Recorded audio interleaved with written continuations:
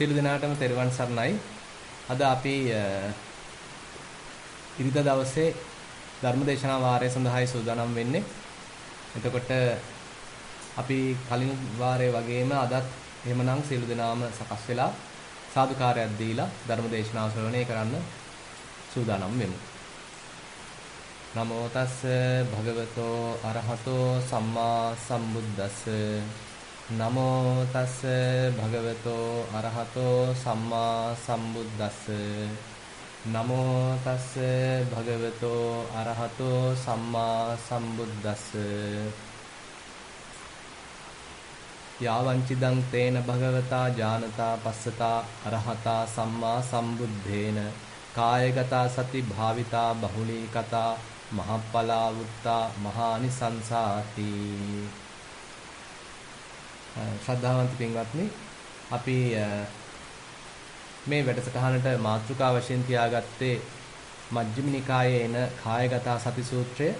මේ කායගත සති සූත්‍රයෙන් අපි දැනට ධර්ම දේශනාවක් පැවැත්තුවා. මතක් කරගන්න තියෙන්නේ මේ ධර්ම දේශනාව එහෙම නැත්නම් මේ සූත්‍ර දේශනාව භාගතුන් වහන්සේ සවැත් නුවර ජේතවනාරාමයේ වැඩ සිටිනා කාලයේදී භික්ෂුන් වහන්සේලා අතර ඇතිවෙච්ච සාකච්ඡාවක් මුල් කරගෙන තමයි දේශනා කරන්න යෙදුනේ. එක්තරා අවස්ථාවකදී භික්ෂුන් වහන්සේලා එකතු වෙලා පින්නපාතේ අවසන් වුණාට පස්සේ උපස්ථාන ශාලාවේ යම්කිසි කතාවක නිරත වෙනවා. ඉතින් උන්වහන්සේලා කතා කර ඉන්නේ ඇත්තරම මේ භාගතුන් වහන්සේ විසින් මේ කායගත සතිය දේශනා කළා. ඒක මහත්ඵලයි මහානිසංසයි. ඒ සියල්ල දන්නා වූ සියල්ල දක්නා වූ භාග්‍යවත් වූ සම්මා සම්බුදුරජාණන් වහන්සේ මේ කායගත සතිය බහුලීකృత කිරීම මහත්ඵලයි මහානිසංසයි කියලා දේශනා කළා කියන මෙන්න මේ කතාව තමයි මේ භික්ෂුන් වහන්සේලා කර ඉන්නේ. එක අතකින් කියනවා නම් බුදුරජාණන් වහන්සේට ප්‍රශංසා මුඛයෙන් ඉතින් මේ වඳු කතාවක් කරමින් ඉන්න අතර වාරයේදී බුදුරජාණන් වහන්සේත් මේ උපස්ථාන ශාලාවට වැඩම කරනවා. එතකොට මේ භික්ෂුන් වහන්සේලා කතාව නතර කරනවා. ඊළඟට බුදුරජාණන් වහන්සේ අහනවා මොකද්ද මම එන්න පෙර ආතුව මේ ඔබ වහන්සේලා නිරත වෙලා තිබිච්ච කතාව සාකච්ඡාව කතා මාතෘකාව මොකද්ද කියලා බුදුරජාණන් වහන්සේ ප්‍රශ්නයක් නගනවා.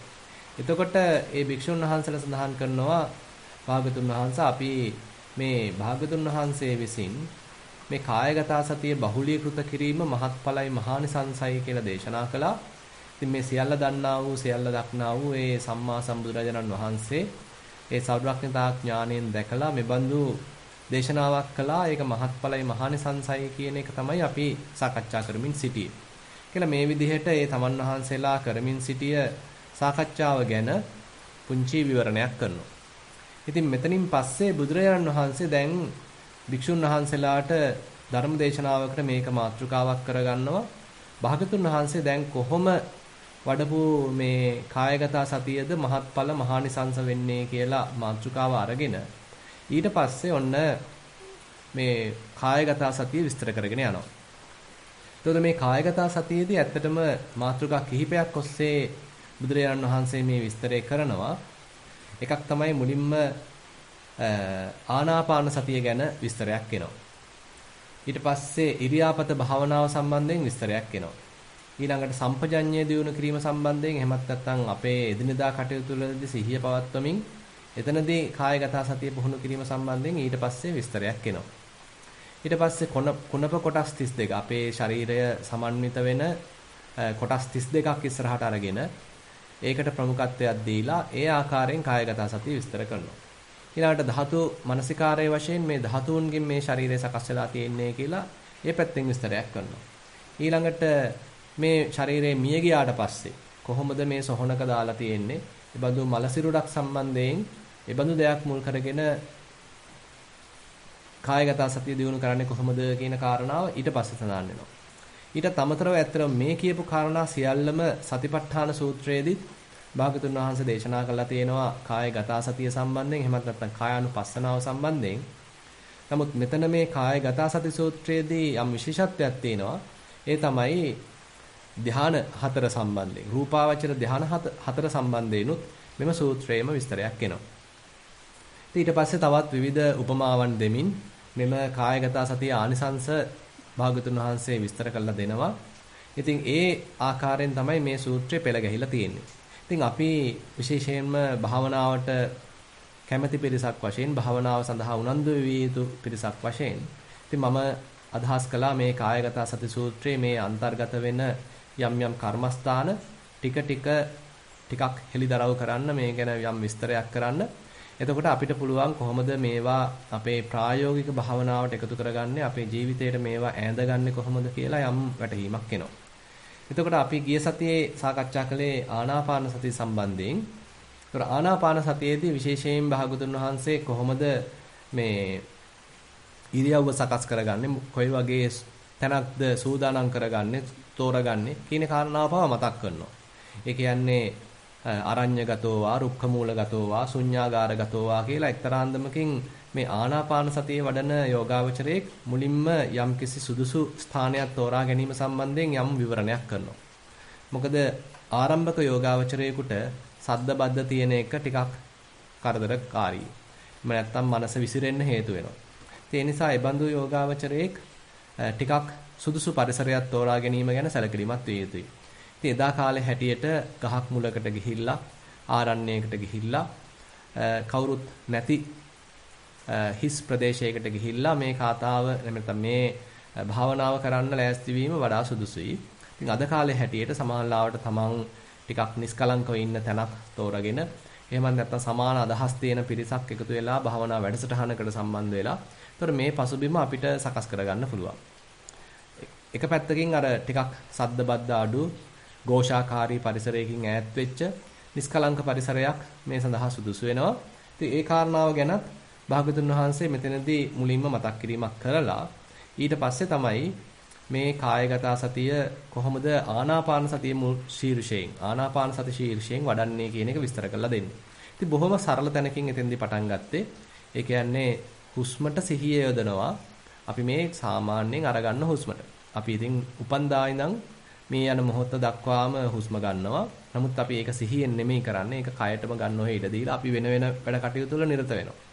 දැන් මේ කය කරන මේ වර්තමාන ක්‍රියාවට අපි අපේ සිහිය ඔන්න දැන් ඈඳ ගන්නවා. ඉතින් සතෝ ආස සති සතෝ පස්ස සති කියලා බුදුරජාණන් වහන්සේ බොහොම සරල තැනකින් කරන්න පුළුවන් තැනකින් පටන් ගන්නවා. ඉතින් සමහර ලාවට අපේ හිතේ ලොකු දෙගිඩියාවක් තියෙනවා භාවනාවකට වාඩි වීම ගැන. මොකද අපි හිතනවා මේක මහා අමාරු දෙයක්.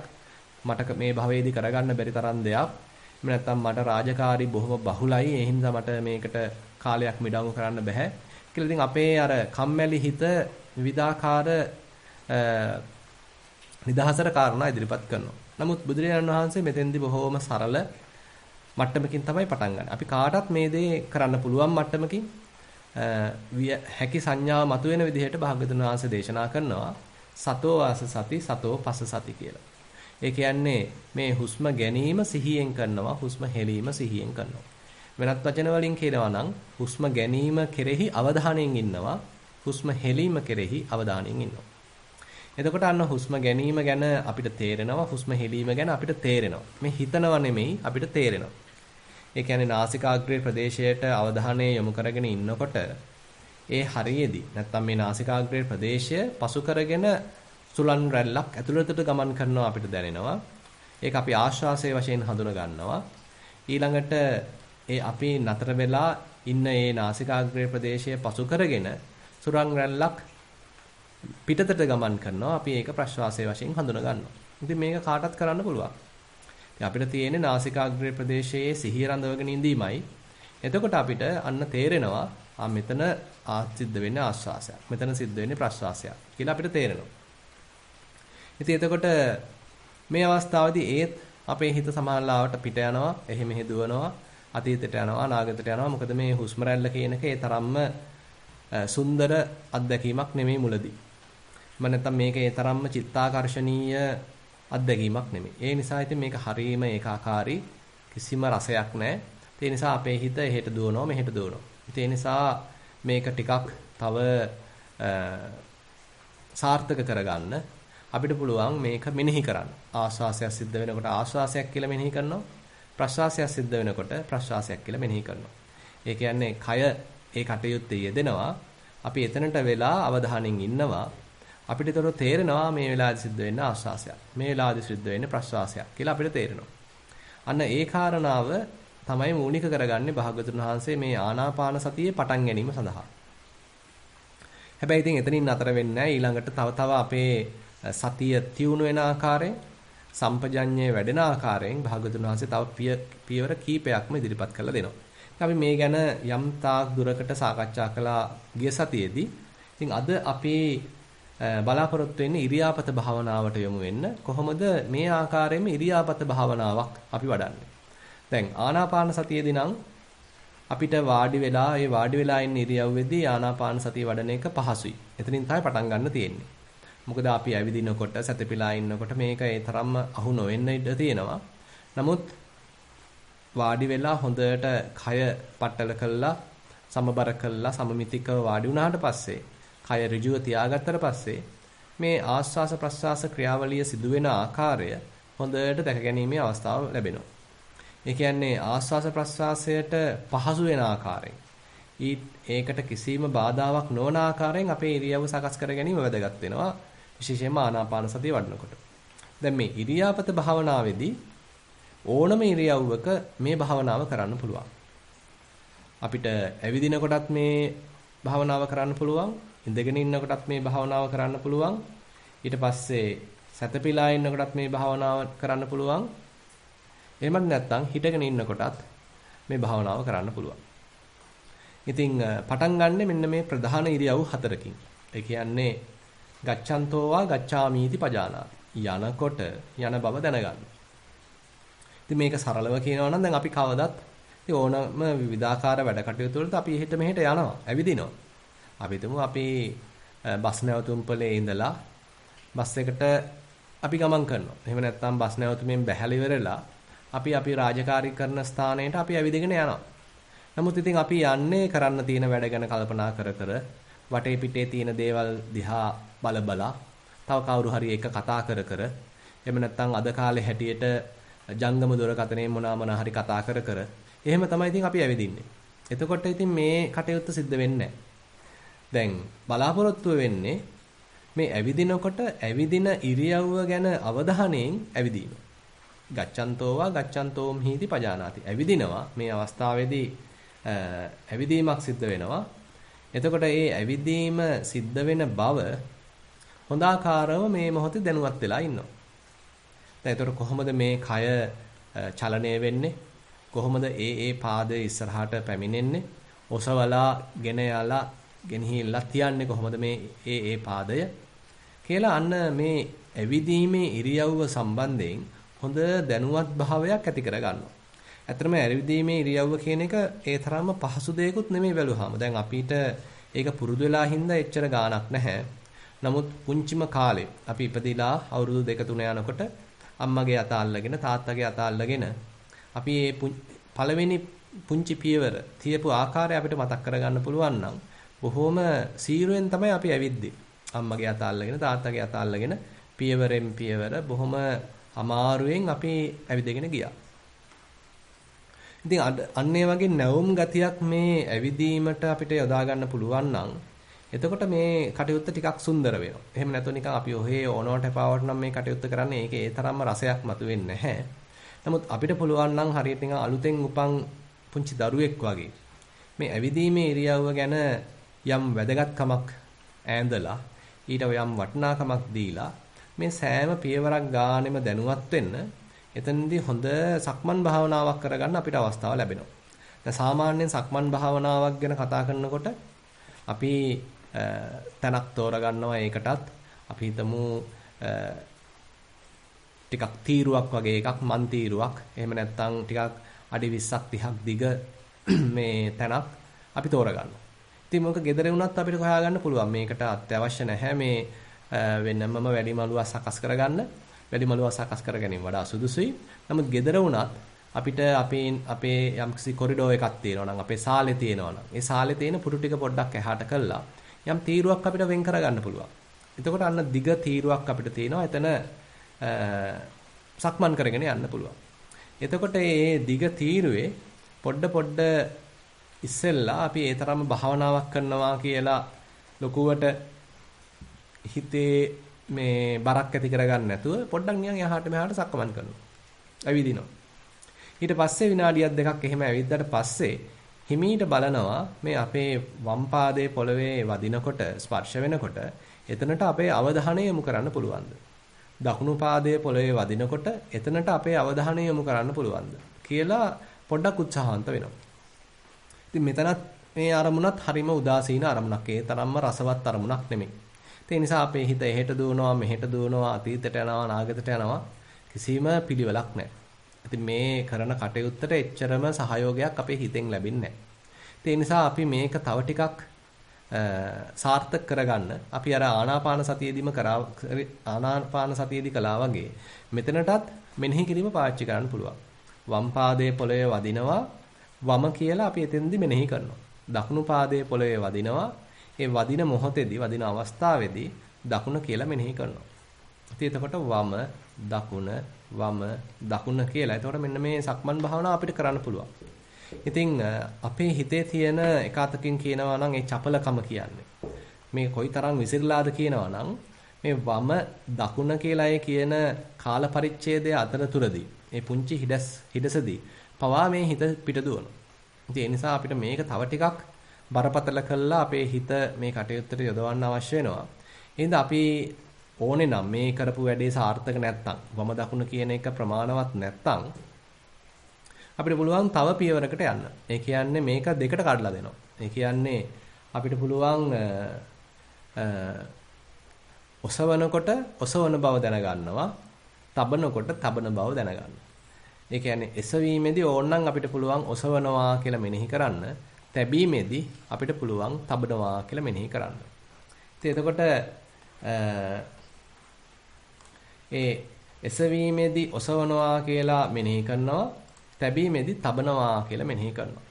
එතකොට දැන් එක පාදයකට පියවර දෙකක් තියෙනවා. එසවීමේ ක්‍රියාවලියක් දැනගන්න ඕනේ. තැබීමේ ක්‍රියාවලියක් දැනගන්න ඕනේ. ඊළඟ පාදයටත් එසවීමේ ක්‍රියාවලිය දැනගන්න ඕනේ. තැබීමේ ක්‍රියාවලිය දැනගන්න ඕනේ. එතකොට එසවීමේ ක්‍රියාවලියේදී අපිට ඕනනම් ඔසවනවා කියලා මෙනෙහි කරන්නත් පුළුවන්. තබන ක්‍රියාවලියේදී තබනවා කියලා මෙනෙහි කරන්නත් පුළුවන්. ඒ කියන්නේ ඒ කායික ක්‍රියාවලිය සිද්ධ වෙන අවස්ථාවේදී තමයි මේ මෙනෙහි කිරීම අපි කරන්නේ. ඒ කියන්නේ අපි ඔහේ මෙනෙහි කරගෙන යනවා කය වෙන දෙයක් නම් කරන්නේ ඒකේ තේරුමක් නැහැ. ඒ කියන්නේ වම් පාදයේ පොළවේ වදිනකොට අපි දකුණ කියලා මෙනෙහි කළා වැඩක් නැහැ. වම් පාදයේ පොළවේ වදිනකොට ඒ වදින බව දැනගන්නවත් සමගම අපි වම කියලා මෙනෙහි කරන්න ඕනේ. දකුණු පාදයේ පොළවේ වදිනකොට දකුණ කියලා මෙනෙහි කරන්න ඕනේ. ඉතින් මෙන්න මේ ආකාරයෙන් අපිට පුළුවන් නම් මෙනෙහි කරමින් මේ කටයුත්ත කරගෙන යන්න. අන්න එතකොට ටික ටික අපේ හිත කියන දේ අහන්න පටන් ගන්නවා. ඒ කියන්නේ දැන් අපේ හිත හරිම විසිරීලා වික්ෂිප්ත වෙලා අතීතයට අනාගතයට දුව හිටියේ හිත පොඩ්ඩක් දැන් කියන දේ අහන්න පටන් ගන්නවා. මේ අපිට ඕන තැනට දැන් හිත යොමු කරන්න අවස්ථාව ලැබෙනවා. වම් පාදයේ පොළවේ වදිනවා. අන්න එතනට දැන් අපේ හිත යොමු කළා. දකුණු පාදයේ පොළවේ වදිනවා. එතෙන්ට හිත යොමු කළා. එහෙම නැත්නම් එසවීමේ ක්‍රියාවලියට අපි අවධානය එසවීමේ ක්‍රියාවලිය කායිකව සිද්ධ වෙනවා. අපේ අවධානයත් ඒ එසවීමේ ක්‍රියාවලියත් එක්ක ඉන්නවා. තැබීමේ ක්‍රියාවලිය එක පාදයක සිද්ධ වෙනවා. අපේ අවධානයත් එතනම තියෙනවා. එතකොට නිකන් හරියට අර කායික ක්‍රියාවලියයි මානසික ක්‍රියාවලියයි සමපාත වීමක්. අපි සාමාන්‍යයෙන් ඉංග්‍රීසියෙන් කියන්නේ සින්ක්‍රොනයිස් වෙනවා කියලා. ඒ කියන්නේ ඒ කායික ක්‍රියාවලියයි මානසික ක්‍රියාවලියයි මානසික අවධානයයි හරියට සමපාත වෙන්න පටන් ගන්නවා. එතකොට වම් පාදයේ ඔසවනවා අපිත් එතන. නැත්නම් අපේ අවධානයත් එතන. වම් පාදයේ ගෙන යනවා අපේ අවධානයත් එතන. වම් පාදයේ තබනවා අපේ අවධානයත් එතන. එතකොට මෙන්න මේ ආකාරයෙන් අපිට පුළුවන් මේ ඇවිදීමේ ක්‍රියාවලිය ගැන සිහිය පිහිටවන්න. ඉතින් මේක තව දුරටත් වර්ධනය කරන්න පුළුවන්. අපි හිතමු අපිට මුලදී මේ විදිහට කරන්න පුළුවන් උනේ පියවර 4යි. ඊට පස්සේ කොහෙදෝ ගියා. අපි අතරමං වෙලා හිටියා විනාඩි 4ක් 5ක්. හැබැයි ඉතින් ඔන්න ඊට පස්සේ මතක් වුණා මම මේ ඇවිදින ක්‍රියාවලිය ගැන දැනුවත් වෙන්නයි අවශ්‍ය. ඒ ගැන සිහිය පිහිටවන්නයි අවශ්‍ය කියලා ඔන්න අපි හිතාගත්තා. තේරුම් ගත්තා. එතකොට අපිට පුළුවන් ඔන්න නැවතත් ඒ හිත එහෙ මෙහෙ ගියා කියලා පසුතැවිලි වෙන්නේ නැතුව තමන්ට තමන් චෝදනා කරගන්න යන්නේ නැතුව මේක තමයි ස්වභාවය කියලා තේරුම් අරගෙන ආයිත් මේ ඇවිදීමේ ක්‍රියාවලියටම හිත ගන්නවා. ඒ කියන්නේ ඒ වෙලාවේදී අපි හිතමු ඔන්න දකුණු පාදය එසවිලා නම් තිබුණේ. ඔන්න ඔසවනවා කියලා එතනින් පටන් ගන්නවා. හරියට නිකන් මොකක්වත් උනේ නැහැ වගේ. මොකද අපි ඒ වෙච්ච දේ ගැන පසුතැවිලි වෙන්න ගියොත් එතෙන්දී ඔන්න අපි අතිනුත් නීවරණ වලට මේ ආරාධනා කළා වෙනවා. එහෙම අවශ්‍ය නැහැ. මේ වෙච්ච දේ වුණා. නමුත් මේ වෙලාවේදී ඔන්න දැන් හිත අපි ගාවට ඇවිල්ලා ඉන්නවා. සිහිය පිහිටලා තේනවා. එහෙමනම් ආපු හිතින් නැත්තම් ඒ එළඹ සිට සිහියෙන් උපරිම ප්‍රයෝජනෙ ගන්න දැන් අපි උත්සාහවන්ත වෙන්නයි තියෙන්නේ.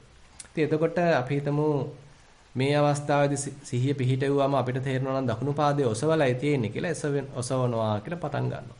ආයෙ ඔන්න තැබුවා නම් ඔන්න තබනවා කියලා පටන් ගන්නවා. ඒ විදිහට ආයෙත් දිගට කරගෙන යනවා. ඉතින් මෙහෙම කරන්න Tamanටම තේරෙන්න ගන්නවා. දැන් මුලදී නම් පියවර 5යි යන්න පුළුවන් උනේ. ඊට පස්සේ හිත පිට ගියා. නමුත් දැන් මේ කටයුත්ත සාර්ථක වෙන්න වැඩි ගාණක් වැඩි පියවර සංඛ්‍යාවක් මේකට කරන්න පුළුවන් කමක් ඇති වෙනවා. ඒ කියන්නේ මුලදී පියවර 5යි ඔන්න සතියකට විතර පස්සේ ඔන්න පියවර 10ක් දැන් යන්න පුළුවන්. සිහියෙන් එක දිගට පියවර 10ක් බලාගෙන යන්න පුළුවන්. ආයෙත් ඔන්න තව සතියක් යනකොට පියවර 15ක්, පියවර 20ක්. ඔන්න ඔය විදිහට ටික ටික සිහිය පිහිටන්න පටන් ගන්නවා. සිහිය නැත්තම් වර්ධනය වෙන්න පටන් ගන්නවා. ඉතින් මෙන්න මේ ආකාරයෙන් අපිට පුළුවන් මේ ගච්ඡන්තෝවා ගච්ඡන්තෝම් හීති පජානාති කියන එක ගැන දැනුවත් වෙන්න.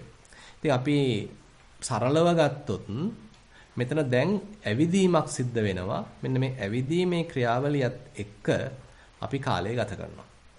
දැන් අපේ හිත අතීතයට යන්නෙත් නැහැ, අනාගතයට යන්නෙත් නැහැ. දැන් මේ සරල වර්තමාන කායික ක්‍රියාවලියේ අපේ අවධානය තියෙනවා. ඒතර අපිට මේ දේ සාර්ථක කරගන්න පුළුවන් නම් බුදුරජාණන් වහන්සේ කියනවා "යේ ගේහසිතා සරසංකප්පා තේ පහීයන්ති." යම් කිසි වෙන මොනහරි ගෘහාශ්‍රිත කල්පනාවන් තිබුණා නම් අපි තුමු ගෙදර දොරේ වැඩපොළ ගැන, එහෙම නැත්නම් රාජකාරී කරන ස්ථානය ගැන, එහෙම නැත්නම් වටේ පිටේ ගෙවල් දොරවල් ගැන, අසල්වැසියන් ගැන, රටේ ලෝකේ ප්‍රශ්න ගැන, ඉතින් මේ බඩු මිල ගැන, ඒ වගේ নানা ප්‍රකාර දේවල් අපේ ඔළුවේ කොච්චරවත් තියෙනවා. ඉතින් අර අපි අපේ අවධානය මේ ඇවිදීමේ ක්‍රියාවලියට හොඳට යොමු කරගෙන ඉන්න කාල පරිච්ඡේදයේදී අර අපේ තියෙන මේ ගෘහාශ්‍රිත කල්පනා අතෝරක් නැතුව අපේ හිතට එනේ ගෙවල් ආශ්‍රිත, ගෙවල් දොරවල් ආශ්‍රිත, රටතොට ආශ්‍රිත, ගම ආශ්‍රිත, නගරය ආශ්‍රිත ඒ කල්පනාවන්ගෙන් ඔන්න අපේ හිත නිදහස් වෙනවා. ඉතින් මේක බොහොම සරල දෙයක්. ඒ කියන්නේ අපිට පුළුවන් දැන් මේ අපේ කය ගැන අවධානයෙන් ඉන්න. එතකොට අර වටපිට ගැන තියෙන අවධානය එහෙම නැත්නම් මේ ගෙවල් දොරවල් ගැන තියෙන කල්පනාවන් ටිකක් බැහැරකට ගිහිල්ලා ඔන්න මේ කයත් එක්ක ඉන්න ගතියක් අපේ හිතේ ඇති වෙනවා. ඉතින් සමහර ලාවට අපිට හිතෙන්න පුළුවන් මේ ඇයි මෙහෙම කරන්නේ කියලා. ඉතින් අපිට මුලදී මේ වගේ එක්තරා අන්දමකින් මේ කයට හිත නතු කර ගැනීමක්, කය තුල හිත පැවැත්වීමක් සෑහෙන ප්‍රයෝජනවත් වෙනවා. එහෙම නැතුව මේ හිත වික්ෂිප්ත වෙලා තියෙනකොට, හිත විසිරලා තියෙනකොට, දහසක් දේවල් ඔස්සේ හිත දුව ඉන්නකොට මේකෙන් ප්‍රයෝජනයක් ගන්න බෑ. නමුත් අපේ හිත ඒකාග්‍ර වෙලා තියෙනවා නම්, යම් තැනකට අපිට උවමනා පරිදි හිත යොමු වෙලා තියෙනවා නම්, අන්න ඒ බඳු ඒකාග්‍ර වෙච්ච, සමාහිත වෙච්ච, සමාධිගත සිතකින් තමයි අපිට ලොකු ප්‍රයෝජනයක් ගන්න පුළුවන්. ඉතින් ඒ කාරණාවට තමයි අපි මේ පොඩ එළඹෙන්නේ. ඉතින් අපි මේ කය පරිහරණය කරනවා හරියට නිකන් නැංගුරමක් වගේ. දැන් අපි නැවක් මුහුදේ නතර කරාම ඒ නැව එහෙ මෙහෙ යන්නේ නැතුව මේ චලනය වෙන්නේ නැතුව බොහොම ස්ථිරව, ස්ථාවරව ඒක නවත්ත ගන්න සෑහෙන බර නැංගුරමක් දානවා. ඉතින් අන්නේ වගේ අපි මේ කයම අපි පාවිච්චි කරනවා හරියට මේ එහෙ මෙහෙ දුවන හිත එහෙ මෙහෙ දුවන්නේ නැති බබින් ආරක්ෂා කරගන්න. එහෙම නැත්නම් හිත ටිකක් සංසුන් කරගන්න, නිශ්චල කරගන්න. අපිට නතු කරගන්න, හීලෑ කරගන්න, කීකරු කරගන්න මේ කයම පාවිච්චි කරනවා. ඒතර මේ අවස්ථාවේදී සිද්ධ වෙන්නේ ඇවිදීම කියන ක්‍රියාවලිය. එතකොට මේ ඇවිදීම කියන ක්‍රියාවලියේ පුළුවන් තරම් අවධානය පවත්වමින් අපි අර හිත ඈත මෑත යන ගතිය, එහා මෙහා දුවන ගතිය, අතීතයට අනාගතයට දුවන ගතිය, ඒක වළක්වා ගැනීම සඳහා මෙන්න මේ ඇවිදීමේ ඉරියව්ව පාවිච්චි කරනවා. ඉතින් මේ ආකාරයෙන්ම අපිට පුළුවන් අනිකුත් ඉරියව්නුත් පාවිච්චි කරන්න. දැන් බුදුරජාණන් වහන්සේ කියනවා ගච්ඡන්තෝවා ගච්ඡාමීති පජානාති. මේක තමයි දැන් අපි විස්තර කරේ. ඇවිදිනකොට ඇවිදින බව දැනගන්න. ඊට පස්සේ කියනවා ඨිතෝවා ඨිතෝම් හීති පජානාති. දැන් මේ හිටගෙන ඉන්නවා. හිටගෙන ඉන්නකොට ඔන්න හිටගෙන ඉන්න බව දැනගන්නවා. ඉතින් මේකේ පවා සෑහෙන විස්තරයක් අපිට හඳුනා ගන්න පුළුවන්.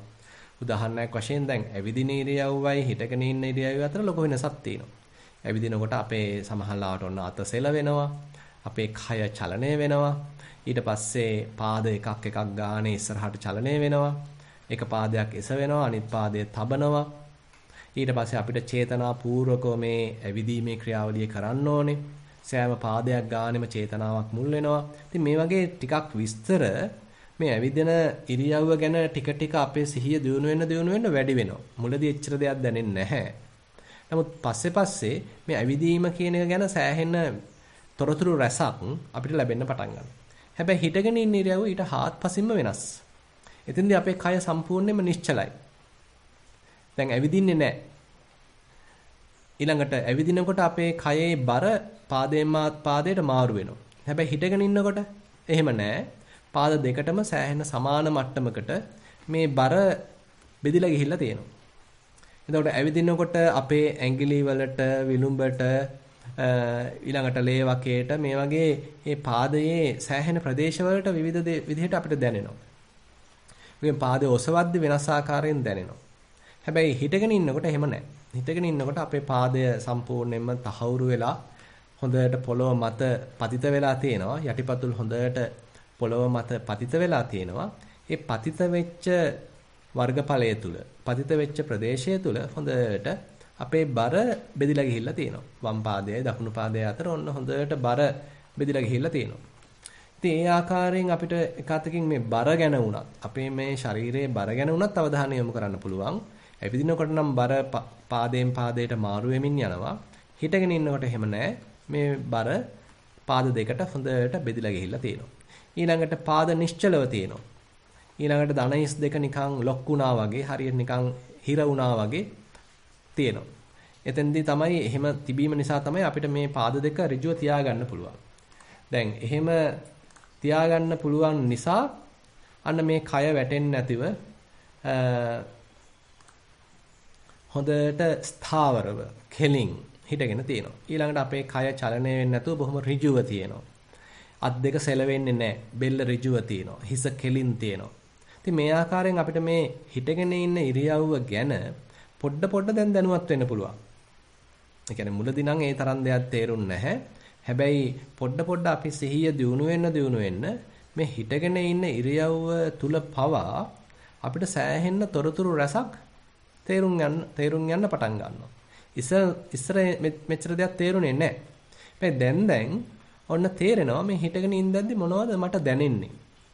කොහොමද මේ කය පිහිටලා තියෙන්නේ? හරියට නිකන් මේ කණුවක් හිටෙව්වා වගේ බොහොම තහවුරු වෙලා මේ කය පිහිටලා තියෙනවා. හිස කෙලින් තියෙනවා, බෙල්ල කෙලින් තියෙනවා, උරහිස් දෙක පහත දාගෙන තියෙනවා. අත් දෙක බොහොම සරලව තැම්පත් වෙලා තියෙනවා, එල්ලිලා තියෙනවා. ඊළඟට කය හොඳට ඍජුව තියෙනවා. උකුල් ඇටේට යම්කිසි තදවීමක් දැනෙනවා. ඊට පස්සේ දණහිස් මත යම්කිසි තදවීමක් දැනෙනවා, හිරවීමක් දැනෙනවා. ඊළඟට හොඳට මේ මාංශ පේශී ඉහිල් වෙච්ච ස්වරූපයෙන් තියෙනවා. ඊළඟට යටිපතුල් හොඳට පොළොව මත පතිත වෙලා තියෙනවා. යටිපතුල් මත මේ බර සන්තුලනය වෙලා තියෙනවා. ඊළඟට විශේෂයෙන්ම අපේ විලුඹ මත සෑහෙන පීඩනයක් ඉදිරිය තියෙනවා. ඉතින් මෙන්න මේ ආකාරයෙන් මෙන්න මේ හිටගෙන ඉන්න ඉරියව්ව ගැන හොඳට අපේ අවධානය පවත්වන්න පුළුවන්. හොඳට අපේ සිහිය දියුණු කරන්න අවස්ථාවක් ලැබෙනවා. එතකොට මෙන්න මේ හිටගෙන ඉන්න ඉරියව්වයි අපේ අවධානයයි හොඳට සමපාත වුණා වගේ හරියට ඒ ඉරියව්ව අපේ මේ හිත එහෙ මෙහෙ දුවන්නේ නැති වෙන්න හොඳට නිකන් නැංගුරමක් දැම්මා වගේ එයා නිකන් අල්ලගෙන ඉන්නවා අපේ හිත. ඉතින් මෙහෙම ඉන්නකොටත් භාගතුන් වහන්සේ කියනවා අර ගෘහාශ්‍රිත කල්පනාවන්ගෙන් අපේ හිත අත මිදෙනවා. අත මිදලා මේ කය ඇසුරු කරන හිතක් බවට පත් වෙනවා. ඒ කියන්නේ කයේම සමාධිගත වෙච්ච හිතක්. කයේම එකඟ වෙච්ච හිතක්. හරියට නිකන් කය ඇතුලේ වාඩි කරවලා බොහොම පහසුවෙන් තබාගත්ත හිතක් අපිට ඇති කරගන්න පුළුවන්. භාගතුන් වහන්සේ කියනවා අජ්ජත්තමේව චිත්තං සම්තිට්ඨති. සම්නිසීදති. ඒකෝදි හෝති සමාධියති කියලා කියනවා. ඒ කියන්නේ මේ ඇතුළතම හිත හොඳට පිහිටනවා. ඒ වගේම හොඳට නිකන් වාඩි කරවලා තිබ්බා වගේ හිත නිකන් මේ තැම්පත් කරලා තියෙනවා. ඊට පස්සේ හිතේම ඒකාග්‍ර වීමක් සිද්ධ වෙනවා. එනත කය තුලම හිත ඒකාග්‍ර වෙනවා. ඒ වගේම කය තුලම හිත සමාධිමත් වෙනවා. දැන් අපිට සාමාන්‍යයෙන් මෙන්න මේ ඒකාග්‍රතාවය, සමාධිමත් බව වික්ෂිප්ත නොවි එහෙ මෙහෙ දුවන්නේ නැතුව අතීතයට අනාගතයට යන්නේ නැතුව විසිරෙන්නේ නැතුව මේ කයේ හිත පවත්වා ගැනීම කියන එක මුලදී අත්‍යවශ්‍ය වෙනවා. ඒ කියන්නේ පස්සේ අපිට පුළුවන් හොඳට භාවනාව දියුණුලා එනකොට මේන් පවා නිදහස් වෙන්න. නමුත් එතෙක් අපිට මේ කය ඇසුරු කරන හිතක් කියන එක බොහොම ප්‍රයෝජනයි. අපි හිතනවා මේවා එච්චර ප්‍රයෝජනවත් නැහැ මොකටද මේ කය ඇසුරු කරන්න කියලා. නමුත් මේ භාග්‍යතුන් වහන්සේ බුදු නුවණකින් දැනගෙන දැකගෙන තමයි මේ දේශනා කරන්නේ මේ බඳු කායගත සතියක් දියුණු කරනවා කියන එක මහත්ඵලයි මහානිසංසයි. ඉතින් මේ විදිහට බුදුරජාණන් වහන්සේ විස්තර කරගෙන යනකොට ඔන්න ඊළඟට හම්බ වෙනවා තවත් ඉරියව්වක්. ඒ තමයි නිසින්නෝවා නිසින්නෝම් හීති පජානාති. දැන් ඉඳගෙන ඉන්නවා. දැන් මේ කය හොඳට වාඩි කරලා තියෙනවා. අපි තෝරන පුටුවක වාඩිලා ඉන්නවා. ඉතින් පුටුවක වාඩිලා ඉන්නකොට අපිට පුළුවන් ද මේ ඉඳගෙන ඉන්න ඉරියව්වට අවධානය තියන්න. අවධානය පවත්වන්න. උදාහරණයක් වශයෙන් ඔන්න අපි වාඩිලා ඉන්නකොට අපේ හිස කෙලින් තියෙනවා, බෙල්ල කෙලින් තියෙනවා, උරහිස් දෙක අපි පාත දමාගෙන ඉන්නවා. අත් දෙක අත් දෙක සමහරවිට ඔඩොක්ක උඩ තැම්පත් කරන් ඉන්නවා. එහෙම නැත්නම් අත් දෙක මේසේ උඩ තැම්පත් කරගෙන තියෙනවා. සමහරවිට අපි පුටු ඇන්දට හේතු වෙලා ඉන්නවා. ඊළඟට අපේ උඩුකයේ බර අපේ තට්ටම් ප්‍රදේශයට හොඳට දැනෙනවා. එතන තමයි දැන් පීඩනයක් ඉදලා තියෙන්නේ. ඊළඟට පාද නැමිලා තියෙනවා. පාදවල යටිපතුල් ඒ තරම් බරක් දරලා නැහැ. හොඳට පොළොව මත තැම්පත් වෙලා තියෙනවා. ඒකට මෙන්න මේ වගේ අපිට පුළුවන් අර අපේ සියුම් වෙච්ච සතිය මේ ඉඳගෙන ඉන්න ඉරියව්වට යොමු කරන්න. ඉතින් සමහරවිට අපිට මුලදී හිතා ගන්න බෑ ඇයි මේක වැදගත් කියලා. මොකද මේවා හරි සරල දේවල්. අතිශය සරල කර්මස්ථාන. ඇත්තටම අපි තේරුම් ගන්න තියෙන්නේ මේ කර්මස්ථානයක් සරල වෙච්ච තරමට තමයි ගැඹුරට එක්කගෙන යන්නේ. භාගතුන් වහන්සේගේ මුළු ශ්‍රී සද්ධර්මයේම සරලත්වය හරහා අතිශය ගම්භීරත්වයකට අරගෙන යන ස්වභාවයක් තියෙනවා. එහෙම නැතුව මානසිකව අපි මේ සංඥා ගොඩ ගහගත්ත පමණින් ලොකු දැනුමක් මේක ඇතුලේ හිර කරගත්ත තරමින් තොරතුරු රාශියක් ඔළුවේ හිර කරගත්ත තරමින් මේ ගැඹුරට වැටහෙන ධර්මයක් නෙමෙයි භාගතුන් වහන්සේ පෙන්වන්නේ. ඊට වඩා බොහොම සරල වෙච්ච තරමට හිත විනිවිද යන ස්වභාවයට සකස් කරගත්ත තරමට හිතේ ඒකාග්‍රතාවය තීව්‍රතාවය දියුණු කරගත්ත තරමට තමයි අපිට ගැඹුරු දහමක් ප්‍රත්‍යක්ෂ කරගන්න අවස්ථාව ලැබෙන්නේ. ඒ නිසා මේ ඉරියව්ව සම්බන්ධ භාවනාව අතිශය සරල භාවනාවක්. පටන් ගන්න බොහොම සරල තැනකින්. හැබැයි ටික ටික අපේ සිහිය දියුණු වෙලා සතිය තීව්‍ර වෙලා අවධානය හොඳට තහවුරු වෙලා එන්න මේක අරගෙන යන ගැඹුර මෙතකයි කියන්න බෑ. ඉතින් එතකොට මේ ඉඳගෙන ඉන්න ඉරියව්වෙදිත් අර වගේම හොඳට ඒ කය තැම්පත් වෙලා තියෙන ආකාරය, සකස් වෙලා තියෙන ආකාරය, සමබරව තියෙන ආකාරය ගැන අවධානය යොමු කරන්න පුළුවන්. එතකොට සමහරවිට මීට වඩා දේවල් දැනෙනවා. කියන්නේ මුලදී තිබුණේ නිකන් හරියට කය පිරමීඩයක් වගේ, නැත්තම් වෙහෙරක් වගේ, හුඹහක් වගේ නිකන් තැම්පත් වෙච්ච ස්වභාවයක්. හැබැයි ටික ටික මේ ස්වභාවය තුල අපේ හිත ඒකාග්‍ර වෙන්න අර බුදුරජාන් වහන්සේ කියනවා වගේ මෙතනම හිත තැම්පත් වෙන්න හරියට නිකන් පුටුවක් තියලා වාඩි කරවලා තිබ්බා වගේ මේ කය ඇතුළෙම දැන් හිත සැරිසරන්න ඒ ආශ්‍රිතවම හිත තියෙන්න අර බාහිර ගැන තිබිච්ච අපේ අවධානය ටික ටික අඩු වෙලා යනවා. අපිට ඒතකොට දැන් ගෙවල් දොරවල් ගැන එච්චර කල්පනාවක් නැහැ. යාන වාහන ගැන, බඩු මිල ගැන, මේ රටේ ලෝක තත්ත්වය ගැන, කොරෝනා ගැන මේවා ඔක්කොම තිබිච්ච ඒ විවිධාකාර අදහස් ඔන්න අයින් වෙලා ගියා. මේ කයත් එක්ක තැම්පත් වෙච්ච හිතක්. කයත් එක්ක යාළු වෙච්ච හිතක්. කයත් එක්ක හොඳට මේ සහයෝගයෙන් ජීවත් වෙන හිතක්. සමබරව ජීවත් වෙන හිතක්. ආතතියකින් තොරව ජීවත් වෙන හිතක්. ඔන්න අපිට හම්බ වෙනවා. ඉතින් මේ බඳු දෙයක් අවශ්‍ය වෙනවා. අපි හිතන්න පුළුවන් ඉතින් මේක මොකටද මෙහෙම එකක් මේ කියලා හිතෙන්න පුළුවන්. නමුත් අපි තේරුම් ගන්න තියෙන්නේ මේ අපි ලෝකයේ තියෙන নানা ප්‍රකාර ප්‍රශ්න දිගින් දිගට කල්පනා කර හිටියා කියලා අපිට ලොකු සෙතක් ශාන්තියක් ලැබෙන්නේ නැහැ. අපිට හිතලම ප්‍රශ්න දුරු කරන්න හෝ හිතීමෙන් ප්‍රශ්න විසඳන්න හෝ ලැබෙන අවකාශය බොහොම අල්පයි. අපිට තියෙන සම්පූර්ණයෙන්ම වික්ෂිප්ත වෙච්ච හිතක් නම් කිසිම හීලෑ බවක්, හික්මීමක්, කීකරු බවක් නැති හිතක් නම් කිසිසේත්ම පැහැදිලි නැති, හැමතැනම දුවන කෝටියක් සංඥා වලින් පිරිච්ච එහෙම හිතක් නම් ඒ බඳු හිතකින් නිවැරදි තීරණයක් ගන්නවා කියන එක. ඒ බඳු හිතකින් නිවැරදි පිළිතුරක් ලබා දෙනවා කියන එක බොහොම අල්පයි. මොකද අර ඒ බඳු හිතකට හරි අමාරුයි ඇත්ත ඇත්තටියෙන් තේරුම් ගන්න. තමන්ගේ දැන් පවතින తত্ত্বය මේ ඇත්ත ඇත්තටියෙන් තේරුම් ගන්න ඒ බඳු හිතකට හරි අමාරුයි. මොකද හිත වික්ෂිප්ත වෙලා තියෙන්නේ. හිත විසිරලා තියෙන්නේ. හිතේ ඇතුලේ තොරතුරු මහා ගොඩක් පඹ ගාලක් වගේ පැටලිලා තියෙන්නේ. හිතේ නෑ කිසි පැහැදිලි බවක්. ඒකාග්‍රතාවයක් නැහැ.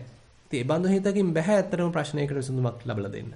නමුත් අපි මේ වගේ සරල උපක්‍රම හරහා හිතේ සතිය දියුණු කරන්න ඒකාග්‍රතාවය දියුණු වෙලා එන්න හිතේ තැම්පත් බව වර්ධනය වෙන්න අන්න ඒ හිතේ එක්තරා අන්දමකින් පැහැදිලි බව වර්ධනය වෙන්න පටන් ගන්නවා. හොඳට දැන් පැහැදිලි සිතක්, ඒකාග්‍ර වෙච්ච හිතක්, වික්ෂිප්ත බව අඩු වෙච්ච හිතක්, විසිරීම අඩු වෙච්ච හිතක්. අන්න ඒ බඳු හිතක් හටගන්න එබඳු ඒකාග්‍රතාවයක් එබඳු පැහැදිලි බවක් වර්ධනය වෙන්න එබඳු සිතක් මුල් කරගෙන අපි ගන්න තීරණයත් ඔන්න හොඳට වර්ධනය වෙන්න පටන් ගන්නවා. ඒ නිවැරදි වෙන්න පටන් ගන්නවා. ඒ තීරණය දැන් හරිය අපක්ෂපාතී වෙන්න පටන් ගන්නවා. තමන් ගැනත් හිතලා බලන්න පුළුවන්, අනුන් ගැනත් හිතලා බලන්න පුළුවන්. බොහොම අපක්ෂපාතී නිවැරදි තීරණයක්. නිවැරදි විසඳුමක් දෙන්න පුළුවන් කමක් දැන් මේ හිතේ ඇති වෙලා එනවා. ඒ නිසා අපි මේ දේශනා කළා තියෙන කමටහන් මේ උපක්‍රම සරල වුණා කියලා මේ වෙයි ගැඹුරක් නැහැ කියලා හිතුවොත් අපි වරද්ද ගන්නවා. එහෙම නෙමෙයි. මේ කාරණා සරල වූ තරමටම අපි නොසලකා හරිනවා. සරල වූ නිසාම අපි අත්හැරලා දානවා. අපි ඒ වෙනුවට නිකන් අර ඔටෝ පයිලට් මේවා දුවනවා. ඇවිදිනකොට ඔහේ නිකන් ඔටෝ පයිලට් දාගෙන අපි ඇවිදිනවා. ඉඳගෙන ඉන්නකොටත් ඔහේ ඔටෝ පයිලට් දාගෙන අපි වෙන වෙන දේවල් කරනවා. එක්ක පත්තර බලනවා, එක්ක රූපවාහිනී බලනවා, එක්ක වෙන මොනවා හරි කල්පනා කර ඉන්නවා. නැත්තම් ගුවන් විදුලියට සවන් දීගෙන ඉන්නවා. එහෙම නැත්තම් දුරකථනයට කතා කර ඉන්නවා. අපි මේ ඉඳගෙන ඉන්න ඉරියව්ව ගැන අපිට කිසිම අවධානයක් නැහැ. උදාහරණයක් වශයෙන් අපි හිතමු ඔන්න අපි රාජකාරී කරන ස්ථානයට ගිහිල්ලා වාඩි වෙලා අපි පරිගණකයක යම්කිසි වැඩක් කර ඉන්නවා. නමුත් අපිට ඒකට අමතකයි අපි මේ ඉඳගෙනයි ඉන්නේ කියලා. නමුත් අපිට පුළුවන් නම් ඉඳලා හිටලා හරි මේ පරිගණක ලෝකයෙන් අයින් වෙලා මයික්‍රොසොෆ්ට් ලෝකයෙන් අයින් වෙලා අපිට මේ මොහොතට පැමිණෙන්න මේ ඉන්න ඉරියව්වට අපේ ඒකාග්‍රතාවය යොමු කරගන්න පොඩ්ඩක් ඉඳලා හිටලා පැය භාගයට වරක් පැයකට වරක් අඩුතරමින් අපිට මේ මොහොතට පැමිණෙන්න පුළුවන් නම් එතකොට අන්න පුළුවන් වෙනවා මේ සිහිය ඉඳලා හිටලා හරි පිහිටව ගන්න. එහෙම නැත්නම් වෙන්නේ අපි සම්පූර්ණයෙන්ම ඒ හිතින්ම වාගත්ත ලෝකයක මනස්කල්පිත ලෝකයක අතරමං වෙලා තමයි සාමාන්‍යයෙන් ජීවත් වෙන්නේ. ඉතින් ඒ ලෝකයේ හරිම විචිත්‍ර වෙන්න පුළුවන්. හැබැයි මුලා කරන සුළුයි. අපේ හිත දොඩමලු කරන සුළුයි. අපේ හිතේ ප්‍රපංච වර්ධනය කරන සුළුයි. අපිව කතන්දරවල පටලවන සුළුයි. අපිව නිකන් චිත්‍රපටි ලෝකයක මනසෙන් හදාගත්ත සිහින ලෝකයක අතරමං කරන සුළුයි. නමුත් ඉඳලා හිටලා හෝ අපිට මේ සිහින ලෝකයෙන් අයින් වෙලා ප්‍රකෘති ලෝකයට එන්න පුළුවන් නම් මේ මොහොතට පැමිණෙන්න පුළුවන් නම් එතකොට මෙන්න මේ ඉඳගෙන ඉන්න ඉරියව්ව බොහොම උපකාර වෙනවා. එතකොට ආයෙත් ඔන්න මේ මොහොතට පැමිණියා. මේ ඉරියව්වට පැමිණියා. දැන් මේ හිස කෙලින් තියෙනවා, බෙල්ල කෙලින් තියෙනවා, S2 ඇරගෙන ඉන්නවා, නැත්නම් S2 පියාගෙන ඉන්නවා, තොල් දෙක ස්පර්ශ වෙලා තියෙනවා. ඊළඟට උරහිස් දෙක පාත දමාගෙන ඉන්නවා, අත් දෙක ඔන්න මේ සුඩ තියෙනවා. නැත්නම් ඔඩොක්ක උඩ තැම්පත් කරලා තියෙනවා. අපේ උඩුකයේ බර තට්ටම් ප්‍රදේශයට හොඳට දැනෙනවා. යම් තෙරපීමක් පීඩනයක් යොදලා තියෙනවා. පාද දෙක නැමිලා තියෙනවා. කලව පේශී බොහොම ඉහිල් වෙච්ච ස්වරූපයෙන් තියෙනවා. යටිපතුල් පොළොව මත ස්පර්ශ වෙලා තියෙනවා. ඉතින් මේ ආකාරයෙන් අපිට පුළුවන් නැවතත් මෙන්න මේ ඉඳගෙන ඉන්න ඉරියව්වට අපේ සිහිය යොදවන්න. විටින් විට හරි අපි මේ දේ කරනවා නම් අපේ අර රාජකාරී කටයුතු වල යෙදීම නිසා එහෙම නැත්නම් අපි වෙනත් අපිටම ඉගෙනීම් කටයුතු වල යෙදීම නිසා පොත්පත් බැලීම නිසා මේ මොකක් හරි අනිකුත් රාජකාරියක් අපි කරන්න ගිහිල්ලා වැඩක් කරන්න ගිහිල්ලා අපේ හිතේ ගොඩ නැගීගෙන ආපු අර ආතතිය එහෙමම නිකන් බැහැලා යනවා. එහෙමම නිකන් පොළවට මේ භූගත වෙලා යනවා, අර්ත් වෙලා යනවා. මොකද අපි අර හිතලා මනසින් හදාගත්ත මේ කතන්දරයේ අස්සේ අපි සම්පූර්ණයෙන්ම අතරමං වෙලා ඉන්නේ හුඟක් වෙලාවට. ඒ අතරමං වෙච්ච ගතියෙන් නැවතත් අර ප්‍රകൃති ලෝකයට එන්න පුළුවන් කමක් ඇති වෙනවා. ඒ නිසා අපි උත්සාහන්ත විය යුතුයි අපි මේ විස්තර කරන දේවල් කොහොමද අපි ප්‍රායෝගිකව යොදාගන්නේ? මේක නිකන් පොතකට සීමා කරන්නේ නැතුව බණක් අහලා ඒක එතනින් අමතක කරන්නේ නැතුව අපි එදිනදා වැඩ කටයුතු කරන අතර වාරේදී කොහොමද මේ ඉරියව්වට හිත ගන්නෙ? විටින් විට හරි ඉරියව්වට හිත ගන්නෙ කොහොමද? මොකද හුඟක් වෙලාවට වෙන්නේ අපි යම් වැඩක නිරත වෙනකොට ඒ වැඩේ තියෙන අපි තුමු භාර දූරකම නිසා. නැත්නම් ඒ වැඩේ තියෙන ආකර්ශනීය බව නිසා. අපේ අවධානය නිකන් පැහැර ගන්න ගතියක්. ඒ වැඩේ තුලම අපි අතරමං වෙන ගතියක්. ඒ වැඩ ලෝකයේ තුල අපි හිර වෙන ගතියක් තියෙනවා. ඉතින් අපිට විටින් විට ඒ හිර වෙච්ච මානසිකත්වයෙන් අයින් වෙලා බොහොම සහනශීලී මානසිකත්වයකට මේ සරල මානසිකත්වයකට මේ ලෝකේ ජීවත් වෙන ගතියකට නැත්තම් භූගත වෙච්ච තත්වයකට නැවත නැවත පැමිණෙන්න අවශ්‍යයි.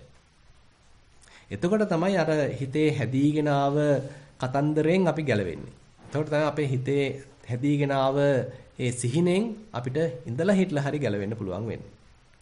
එතකොට තමයි අර හිතේ ඇතිවීගෙන ආව ආතතියෙන් අපිට ඉඳලා හිටලා නිදහස් වෙන්න ඒ ආතතිය පරිසරයට මුදා හරින්න අවස්ථාව සැලසෙනවා. ඒ නිසා අපි ප්‍රායෝගිකව මේ උපක්‍රම යොදා ගැනීම ගැන සෑහෙන සැලකිලිමත් විය යුතුයි. ඊට පස්සේ බුදුරජාණන් වහන්සේ කියනවා ඊළඟ කොටස සයානෝවා සයානෝම්හීති පජානාති.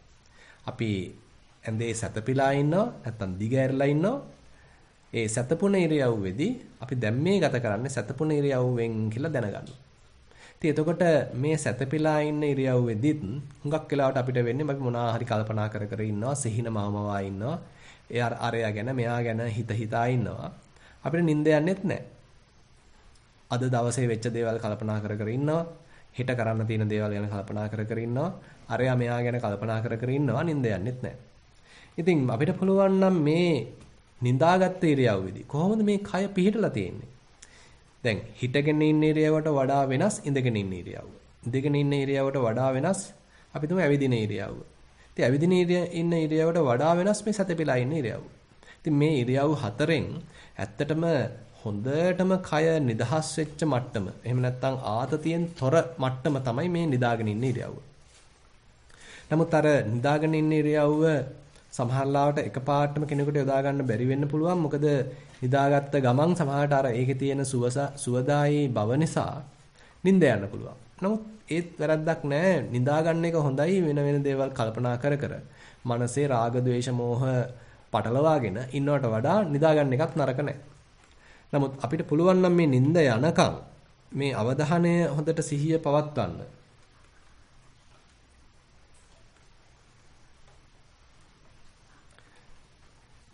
කියන දෙක ඇහෙනවද? හරි. අපිට පුළුවන් නම් මේ අවධානය පවත්වන්න නිදාගෙන ඉන්න ඉරියව්වේ. එතකොට අපිට ඔන්න තේරෙනවා මේ වෙලාවේදී කය සම්පූර්ණයෙන්ම තැම්පත් වෙලා තියෙන්නේ. කය හොඳට දිගෑරලා තියෙන්නේ. ඊට පස්සේ හිස අපි තුමුන්න කොට්ටේ මත පිහිටලා තියෙනවා. බෙල්ල කෙලින් තියෙනවා. ඊළඟට උරයිස් දෙක තැම්පත් වෙලා තියෙනවා. නැත්තම් පහත දාගෙන ඉන්නවා. අත් දෙක හොඳට තැම්පත් වෙලා තියෙනවා. නැත්නම් ඇඳ උඩ මත තියෙනවා. නැත්තම් අපේ අත් දෙක බැඳගෙන ඉන්නවා. ඊළඟට කය ඍජුව තියෙනවා. ඊළඟට පාද කෙලින් තියෙනවා.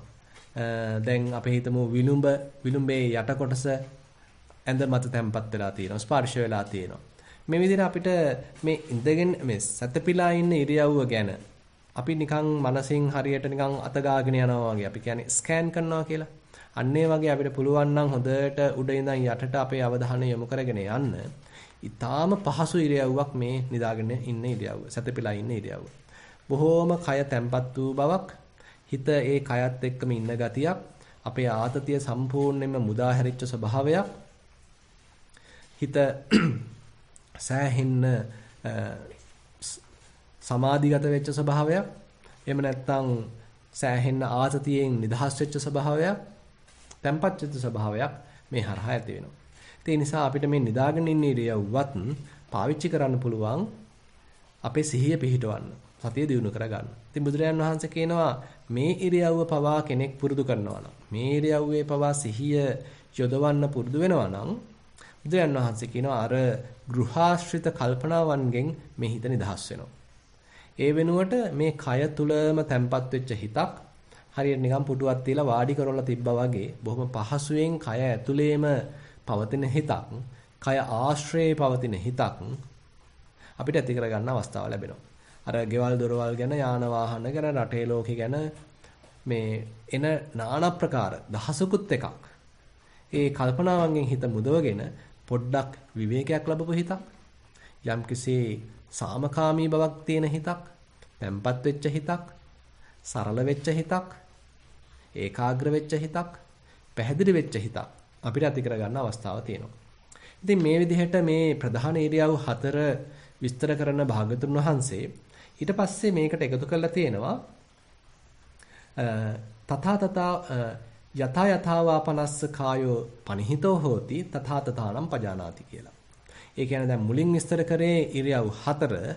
ඒ කියන්නේ ඇවිදින ඉරියව්ව, හිටගෙන ඉන්න ඉරියව්ව, ඉඳගෙන ඉන්න ඉරියව්ව, සැතපීලා ඉන්න ඉරියව්ව. මේක තමයි අපේ ප්‍රධාන ඉරියව් 4. හැබැයි බුදුරජාණන් වහන්සේ මෙතනින් නතර කරන්නේ නැතිව තව වාක්‍යයක් මේකට එකතු කරනවා යථා යථාවාපනස්ස කායෝ පනිහිතෝ හෝති තථා තථානම් පජානාති කියලා. ඒ කියන්නේ යම් යම් ආකාරයෙන් මේ කය පිහිටවනවද අන්න ඒ ඕනම ආකාරයකින් ඒ ඕනම ආකාරයක් ගැනත් දැන් මේ යෝගාවචරය දැනුවත් වෙනවා. කියන්නේ දැන් අපිට ඒතර අතහරින්න කියලා ඉරියව්වක් නැහැ. ඉඳගෙන ඉන්න ඉරියව්වෙදිත් අපි සිහිය පවත්වනවා. හිටගෙන ඉන්න ඉරියව්වෙදිත් අපි සිහිය පවත්වනවා. ඇවිදින කොටත් සිහිය පවත්වනවා. සැතපීලා ඉන්න කොටත් සිහිය පවත්වනවා. මේ අතර වාරයේදී එතකොටත් ඔන්න සිහිය පවත්වනවා. වෙනස් වෙනස් ආකාරකින් හෝ මේ කය තැම්පත් කරලා තියෙනවා නම් වෙන වෙන ඉරියව් වල පවත්වනවා නම් ඒ අවස්ථාවේදීත් මෙන්න මේ සිහිය පවත්වනවා. ඒතර කිසිම ඉරියව්වක් මගහැරෙන්න දෙයක් නැහැ. මේ කය මොන ආකාරයෙන්ද පිහිටලා තියෙන්නේ? මොන විදිහටද මේක තියෙන්නේ? ඒ සෑම ආකාරයක් ගැනම සිහිය පවත්වන්න පුළුවන්. දැන් උදාහරණයක් වශයෙන් MC කෙනෙක් යම් කායික ව්‍යායාමවල නිරත වෙනවා නම් හොඳට ඒ සෑම අත දිගහැරීමක් ගැන, අත හැකිලීමක් ගැන, පාදයේ එසවීමක් ගැන, පාදයේ තැබීමක් ගැන, කය දිගහැරීමක් ගැන, වකුටු කිරීමක් ගැන මේ සෑම ඒ ව්‍යායාමයක්ම සිහියෙන් කරන්න පුළුවන්. එතකොට සම්පූර්ණ කායानुපස්සනාවක් අපි ඉන්නේ. සම්පූර්ණ කායගත සතියක අපි ඉන්නේ.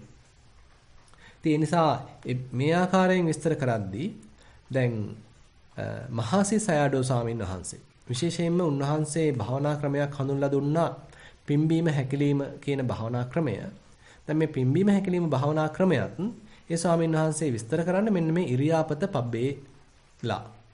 ඒ කියන්නේ දැන් මෙතන මේ සඳහන් වෙන යථා යථාවා පනස්ස කායෝ පනිහිතෝ හෝති තථා තථානම් පජානාති කියන මෙන්න මේ කාරණාව අන්තර්ගත කරන්න පුළුවන්. මෙන්න මේ කාරණාවට ඇතුල් කරන්න පුළුවන් මෙන්න මේ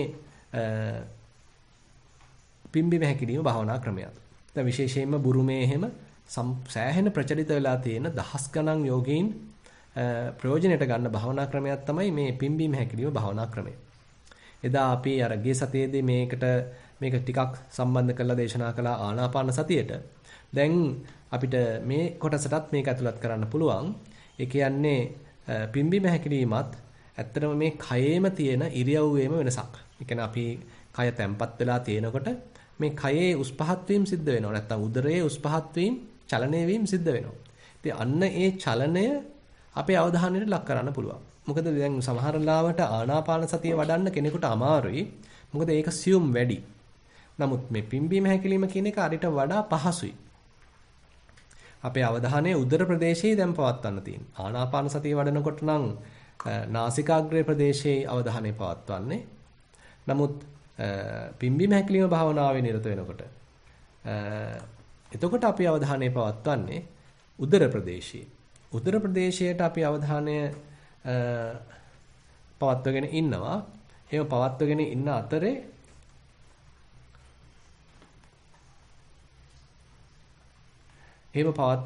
අතරේ අපිට පුළුවන් හොඳට කොහොමද මේ පිම්බීමක් සිද්ධ වෙන්නේ? කොහොමද හැකිලීමක් සිද්ධ වෙන්නේ? කොහොමද ඊළඟ පිම්බීම සිද්ධ වෙන්නේ? ඊළඟ හැකිලීම සිද්ධ වෙන්නේ කියලා දැනුවත් වෙන්න පුළුවන්.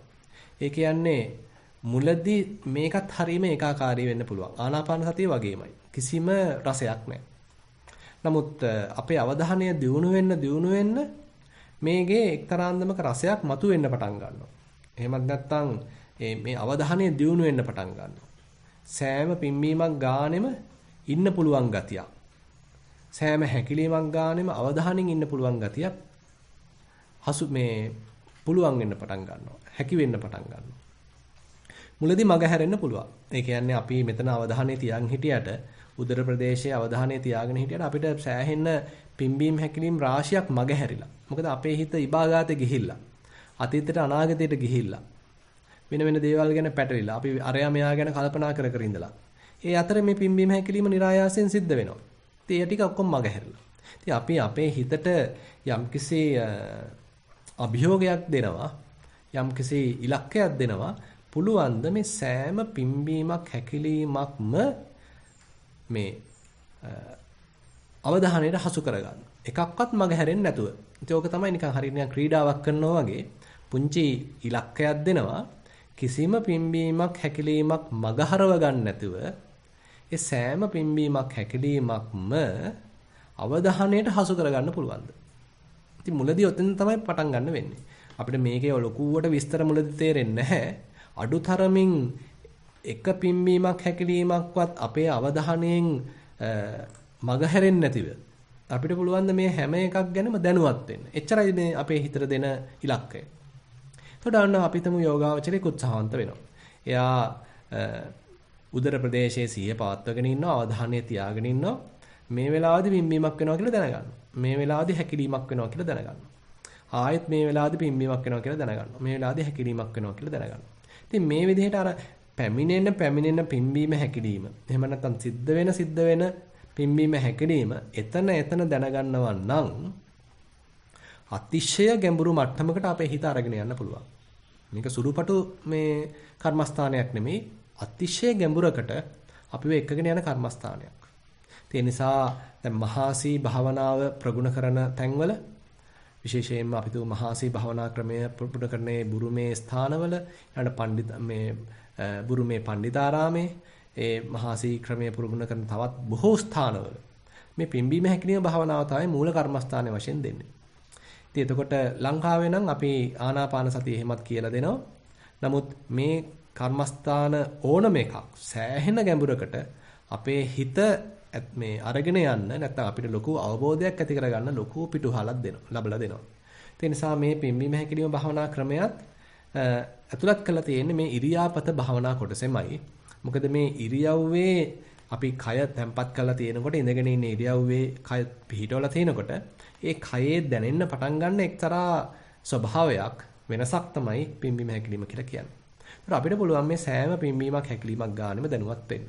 ඊට පස්සේ මෙතෙන්ටත් කැමතිනම් මෙනෙහි කිරීම පාවිච්චි කරන්න පුළුවන්. පිම්බෙන අවස්ථාවේදී පිම්බෙනවා කියලා මෙනෙහි කරනවා. හකුලන අවස්ථාව හැකිලෙන අවස්ථාවේදී හැකිලෙනවා කියලා මෙනෙහි කරනවා. කිසිම කලබලයක් නැතිව කයටම ඒ වැඩේ කරගන්න ඉඩ දීලා අපිට තියෙන අවධානයෙන් ඉඳීම පමණයි. හිත එහෙම කරගන්න නැතුව එතෙන්ට අවධානය යොමු කරගෙන ඉන්නවා. පිම්බීමක් සිද්ධ වෙන වෙලාවේදී ඒ බව දැනගන්නවා, පිම්බෙනවා කියලා මෙනෙහි කරනවා. හැකිලීමක් සිද්ධ වෙන වෙලාවේදී ඒ ගැන දැනගන්නවා, හැකිලෙනවා කියලා මෙනෙහි කරනවා. ඉතින් මුලදී සමහරවිට අපිට පුළුවන් පිම්බීම හැකිලීම වාර 5ක් විතර. ඊට පස්සේ ඔන්න හිත කොහේදෝ දුවනවා.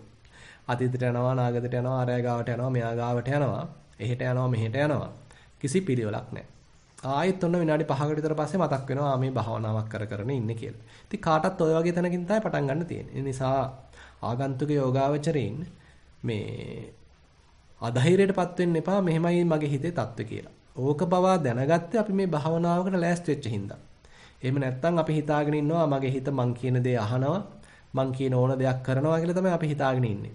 නමුත් මේ බඳු භාවනාවකට ලෑස්ති වුණාට පස්සේ තමයි අපිට තේරෙන්නේ කොයි තරම්නම් අපේ හිත චපලද කියලා. කොයි තරම්නම් අපේ හිත අපි කියන දෙයක් අහන්නේ නැද්ද කියලා. කොයි තරම්නම් අපේ හිත අපිවත් ඇදගෙන එයා කැමති තැන් වලට දුවනවාද කියලා. නමුත් ටික ටික දැන් මේ කර්මස්ථානයක් කරහා අපේ හිත මෙල්ල කරන කටයුත්ත තමයි අපි මේ පටන් ගන්න. ඒ නිසා මේවා ප්‍රායෝගිකව කළ යුතුයි. මේවා නිකන් අහලා පමණක් මේ අවසන් කළ තේරුමක් නැහැ. කොහොමද අපි මේ ප්‍රායෝගිකව මේ බුදුරජාන් වහන්සේ පෙන්වන දහම් කරුණු අපේ ජීවිතයට එකතු කරගන්නේ? කොහොමද මේ ප්‍රායෝගිකව කර්මස්ථානයක් වඩලා අපේ හිත ඒ හරහා හික්මව ගන්නෙ? මේවා තනිකරම අභ්‍යාස. මේ බඳු අභ්‍යාසයක් නැවත නැවත යෙදෙන්න. මේ බඳු අභ්‍යාසයක නැවත නැවත යෙදෙන්න අපිට ලොකු ශක්තියක් ලැබෙනවා අපේ මේ හිත හික්මව ගන්න. මේ හිත ඒකාග්‍ර කරගන්න. මේ කය ඇතුළෙම හිත පවත්ව ගන්න. කය ඇතුළතම හිත තැම්පත් කරගන්න. අර කෝටියක් දේවල් ලෝකය හා සම්බන්ධ, ගෙවල් දොරවල් හා සම්බන්ධ, යාන වාහන හා සම්බන්ධ, දේශපාලනය හා සම්බන්ධ මේ කෝටියක් දේවල් වලින් අපේ හිත ටික කාලයකට හරි මුදවගෙන යම් සහනයක් ඇති කරගන්න මෙබඳු කර්මස්ථාන වලින් පුදුමාකාර ප්‍රයෝජනයක් ගන්න පුළුවන්. ඉතින් අපි පිම්බීම හැකිලිම ගැන තව චුට්ටක් ඕනනම් කතා කරනවා නම් මුලදී අර වගේ පිම්බීමක් හැකිලීමක් කියලා මෙනෙහි කරමින් මේ කටයුත්තේ නිරත වෙනවා. ඊට පස්සේ ටික ටික Tamanට තේරෙනකොට දැන් ටිකක් මගේ හිත කියන දේ අහනවා. ටිකක් දැන් මෙල්ල වෙලා තියෙනවා. කීකරු වෙලා තියෙනවා කියලා තේරෙනකොට අපිට පුළුවන් පිම්බෙනවා හැකිලෙනවා කියලා අපි කරපු මෙනෙහි කිරීම නතර කරන්න. නතර කරලා බලන්න පුළුවන් දැන් එයා විසින්ම මේ කටයුත්ත කරනවද? පිම්බෙනවා හැකිලෙනවා කියලා මෙනෙහි කරන්නේ නැහැ. හැබැයි මේ පිම්බීමේ මුළු ක්‍රියාවලියේම සිහිය පවත්වනවා. හැකිලීමේ මුළු ක්‍රියාවලියේම සිහිය පවත්වනවා. නිශ්ශබ්ද වෙච්ච හිතක්. පිම්බෙනවා හැකිලෙනවා කියලා විතර්ක කරන්නේ නැහැ, මෙනෙහි කරන්නේ නැහැ. ඒ වෙනුවට හොඳ අවධානයෙන් මේ පිම්බීමත් එක්කත් ඉන්නවා, හැකිලීමත් එක්කත් ඉන්නවා. එතකොට සමහරවිට Tamanට තේරෙන්න පුළුවන් මේ සමහර පිම්බීම් දිගයි, සමහර පිම්බීම් කෙටි, සමහර වෙලාවට පිම්බීමට වඩා හැකිලීම වෙනස්කම් තියෙනවා. පිම්බෙනකොට නම් පොඩ්ඩක් මේ යම් ආතතිගත ස්වභාවයක් දැනෙනවා. හැකිලෙනකොට නම් ඊට වඩා යම් පහසුවක් දැනෙනවා. පිම්බීම අවසන් වෙනකොට එතන ගිහිලා නිකන් තද වෙනවා වගේ දැනෙනවා. හැකිලෙන්න පටන් ගන්නකොට ඒ තිබුණු තද වෙච්ච ගති, ආතතිගත වෙච්ච ගති නිවිලා යනවා, මේ සංසිඳිලා යනවා. ඊට පස්සේ පිම්බෙනකොට උදරය ඉස්සරහටයි චලනය වෙන්නේ, හැකිලීමේදී පස්සටයි චලනය වෙන්නේ. පිම්බීමේදී යම් ආතතිගත ස්වභාවයක් තියෙනවා, හැකිලීමේදී නිදහස් වීමක් තියෙනවා. ඊළඟට අපි හිතමු පිම්බීමක් කියලා කිව්වට මෙතන පිම්බීම් රසක් තියෙනවා. හැකිලීමක් කියලා කිව්වට මෙතන හැකිලීම් රසක් තියෙනවා. එහෙම නැත්නම් අපි හිතමු පිම්බීමක් කියන එක දිගයි, හැකිලීමක් කියන එක කෙටි කාලයකින් අවසන් වෙනවා. ඉතින් මෙන්න මේ වගේ විවිධාකාර තොරතුරු රසක් අපිට හමු වෙන්න පටන් ගන්නවා. මුලදී නොලැබුණාට, මුලදී මේක ඒ තරම් නොතේරුණාට අපේ සිහිය හොඳට මේ පිම්බීමේ හැකිලීමේ අවධානයෙන් ඉන්න මේ පිම්බීම හැකිලීම කියන කර්මස්ථානය පුදුමාකාර සුන්දර අත්දැකීමක් බවට පත් වෙනවා. මුලදී තමයි මේක හරිම ඒකාකාරී, කිසිම රසයක් නැත්තේ. පස්සේ හිතේ ඒකාග්‍රතාවය වර්ධනය වෙන්න අපේ හිත හොඳට මේ කයත් එක්ක තියෙන්න මේ පිම්බීමක් කියන්නේ හිතේ ප්‍රමෝදයක් ඇති කරන දෙයක්. හැකිලීමක් කියන්නේ හිතේ ප්‍රමෝදයක් ඇති කරන දෙයක් බවට පත් වෙනවා. ඉතින් ඒ තරම් මේ කර්මස්ථානවල මහා පුදුමාකාර සුන්දරත්වයක් තියෙනවා. මුලදී කිසිම රසයක් නැති, හරිම ඒකාකාරී, එපා කරපු එකක් විදිහට පටන් ගත්තට පස්සේ මේක හොඳට වර්ධනය වෙන්න අපේ හිත හොඳට ඒකාග්‍ර වෙන්න අපිට පුදුමාකාර චිත්ත සහනයක්, සැනසිලිදායක බවක්, ඒකාග්‍රතාවයක්, ඒකෝදි භාවයක්, සමාධිමත් භාවයක් ඇති කරලා දෙනවා. ඉතින් අපිට ඉඳලා හිටලා හරි. ඉතින් මේ විදිහට මේවැ නිරත වෙන්න පුළුවන් නම් මේ ලෝකයක් කරදර අපේ ඔළුවේ හැම තිස්සෙම දරාගෙන ඒවැයම පීඩිත වෙලා, ඒවැයම අසහනකාරී බවටපත් වෙලා, ඒවැයම තෙරපිලා ඉන්නවට වඩා ඉඳලා හිටලා හරි අපිට යම්කිසි සහනයක් ලබා ගන්න, චිත්ත ඒකාග්‍රතාවයක් ලබා ගන්න, ප්‍රීතියක් ඇති කරගන්න, ප්‍රමෝදයක් ඇති කරගන්න මේ කර්මස්ථාන පාවිච්චි කරන්න පුළුවන්. ඉතින් මේ විදිහට භාගතුන් වහන්සේ මේ ඉරියාපත භාවනාව දේශනා කළා තියෙනවා. එතකොට අපිට පුළුවන් ඉඳගෙන ඉඳද්දි සතිමත් වෙන්න පුළුවන්, හිටගෙන ඉඳද්දි සිහිය පිහිටවන්න පුළුවන්, ඇවිදිනකොට සිහිය පිහිටවන්න පුළුවන්, ඊළඟට සැතපීලා ඉඳද්දි සිහිය පිහිටවන්න පුළුවන්. ඊට අමතරව තියෙන සෑම අනුකුඩා ඕනම ඉරියව්වක සිහිය පිහිටවන්න පුළුවන්. ඉතින් ඊටම එකතු කළා තමයි අද මේ පිම්බීම හැකිලිම භාවනාව ගැනත් මම යම් විස්තරයක් කළේ. ඉතින් මේ කර්මස්ථාන අපි හොඳින් තේරුම් අරගෙන මේ භාගතුන් වහන්සේ පෙන්නන ප්‍රායෝගික ඉරියව් අපි හොඳින් තේරුම් අරගෙන ටික අපි මේවායේ සතිමත් වෙන්න පුළුවන් වුණා නම්, ටික මේවා අපි සිහිය පිහිටවන්න යොදා ගන්නවා නම්, ඒ තුලින් අපිට ලොකු ආනිසංස රසක් අත්පත් වෙනවා. ඉතින් ඒ ආනිසංස වෙනම බුදුරජාන් වහන්සේ මේ සූත්‍රයේදී සඳහන් කරලා තිනවා. අපි ඒකට පස්සේ අවධානය යොමු කරමු. ඉතින් ඒ කාරණාවත් සමග මම අද ධර්ම දේශනාව අවසන් කරනවා. සියලු දෙනාටම තෙරුවන් සරණයි. හොඳයි. එතකොට අපිට අද ධර්ම දේශනාව මුල් කරගෙන යම්සි කෙනෙකුට යම් ගැටලුවක් එහෙම මතුවලා තියෙනවා නම්, සැකසහිත තැනක් මතුවලා තියෙනවා නම්, එහෙම නැත්නම් යමක් තව විස්තර කරගන්න අවශ්‍යයි කියලා හිතෙනවා නම්, එහෙම නැත්නම් Tamanට යම් වෙනත් ධර්ම කරුණක් ඉදිරිපත් කරන්න අවශ්‍ය නම් ඒ සඳහා අවස්ථාව ගන්න කියලා මම ආරාධනා කරනවා.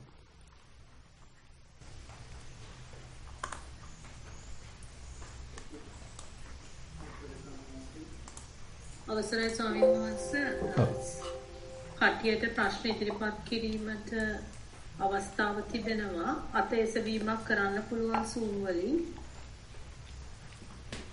කේෂණට ප්‍රශ්නයක් තිබෙනවා ඉදිරිපත් කරන්න පුළුවන්. අවසරයි ගෞරවනීය ස්වාමීන් වහන්සේ. ඔව්. ප්‍රශ්නයක් ඉදිරිපත් කරන්න අවසරයි.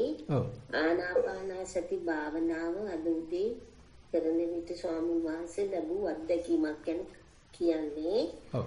භාවනාව කරන විට දිග කෙටි හුස්ම බලලා හුස්ම රැල්ල දිහාම බලාගෙන හිටියා. ඒකේ උණුසුම් සිසිල් තත්ත්වයක් වැටුණා.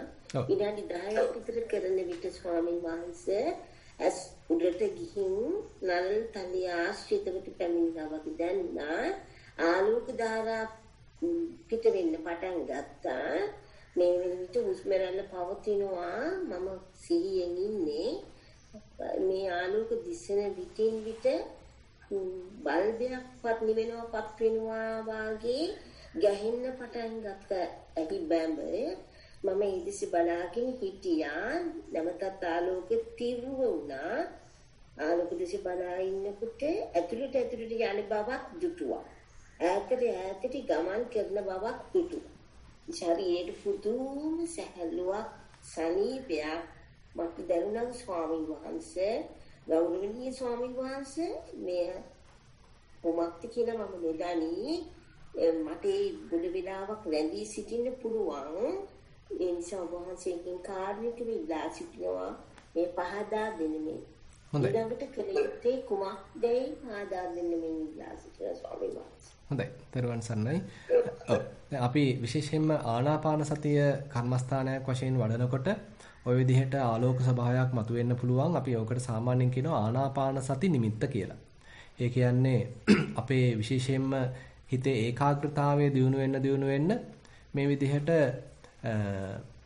යම් නිමිත්තක් පහළ වෙන්න පුළුවන්. ඒක එක අයට එක විදිහට පහළ වෙනවා. පහළ නොවුණයි කියලා ප්‍රශ්නයකුත් නැහැ හැබැයි. දැන් අනිත් අය කලබල වෙන්න අවශ්‍ය නැහැ. මේක මට වෙලා නැහෙනේ කියලා. මේක ඇතම් කෙනෙකුට වෙනවා. ඒ කියන්නේ හොඳට සමාධිය වැඩෙනකොට ඒ සමාධියේ වර්ධනය වෙච්ච ස්වභාවය නිරූපණය වෙනවා මෙන්න මේ බඳු නිමිත්තකින්. සමාලාට ආලෝකයක් වගේ, සමානිය වලාකුලක් වගේ, සමාලානියම් පුළුන් කඩක් වගේ. ඉතින් මේක නිරූපණය වෙන්න පුළුවන්.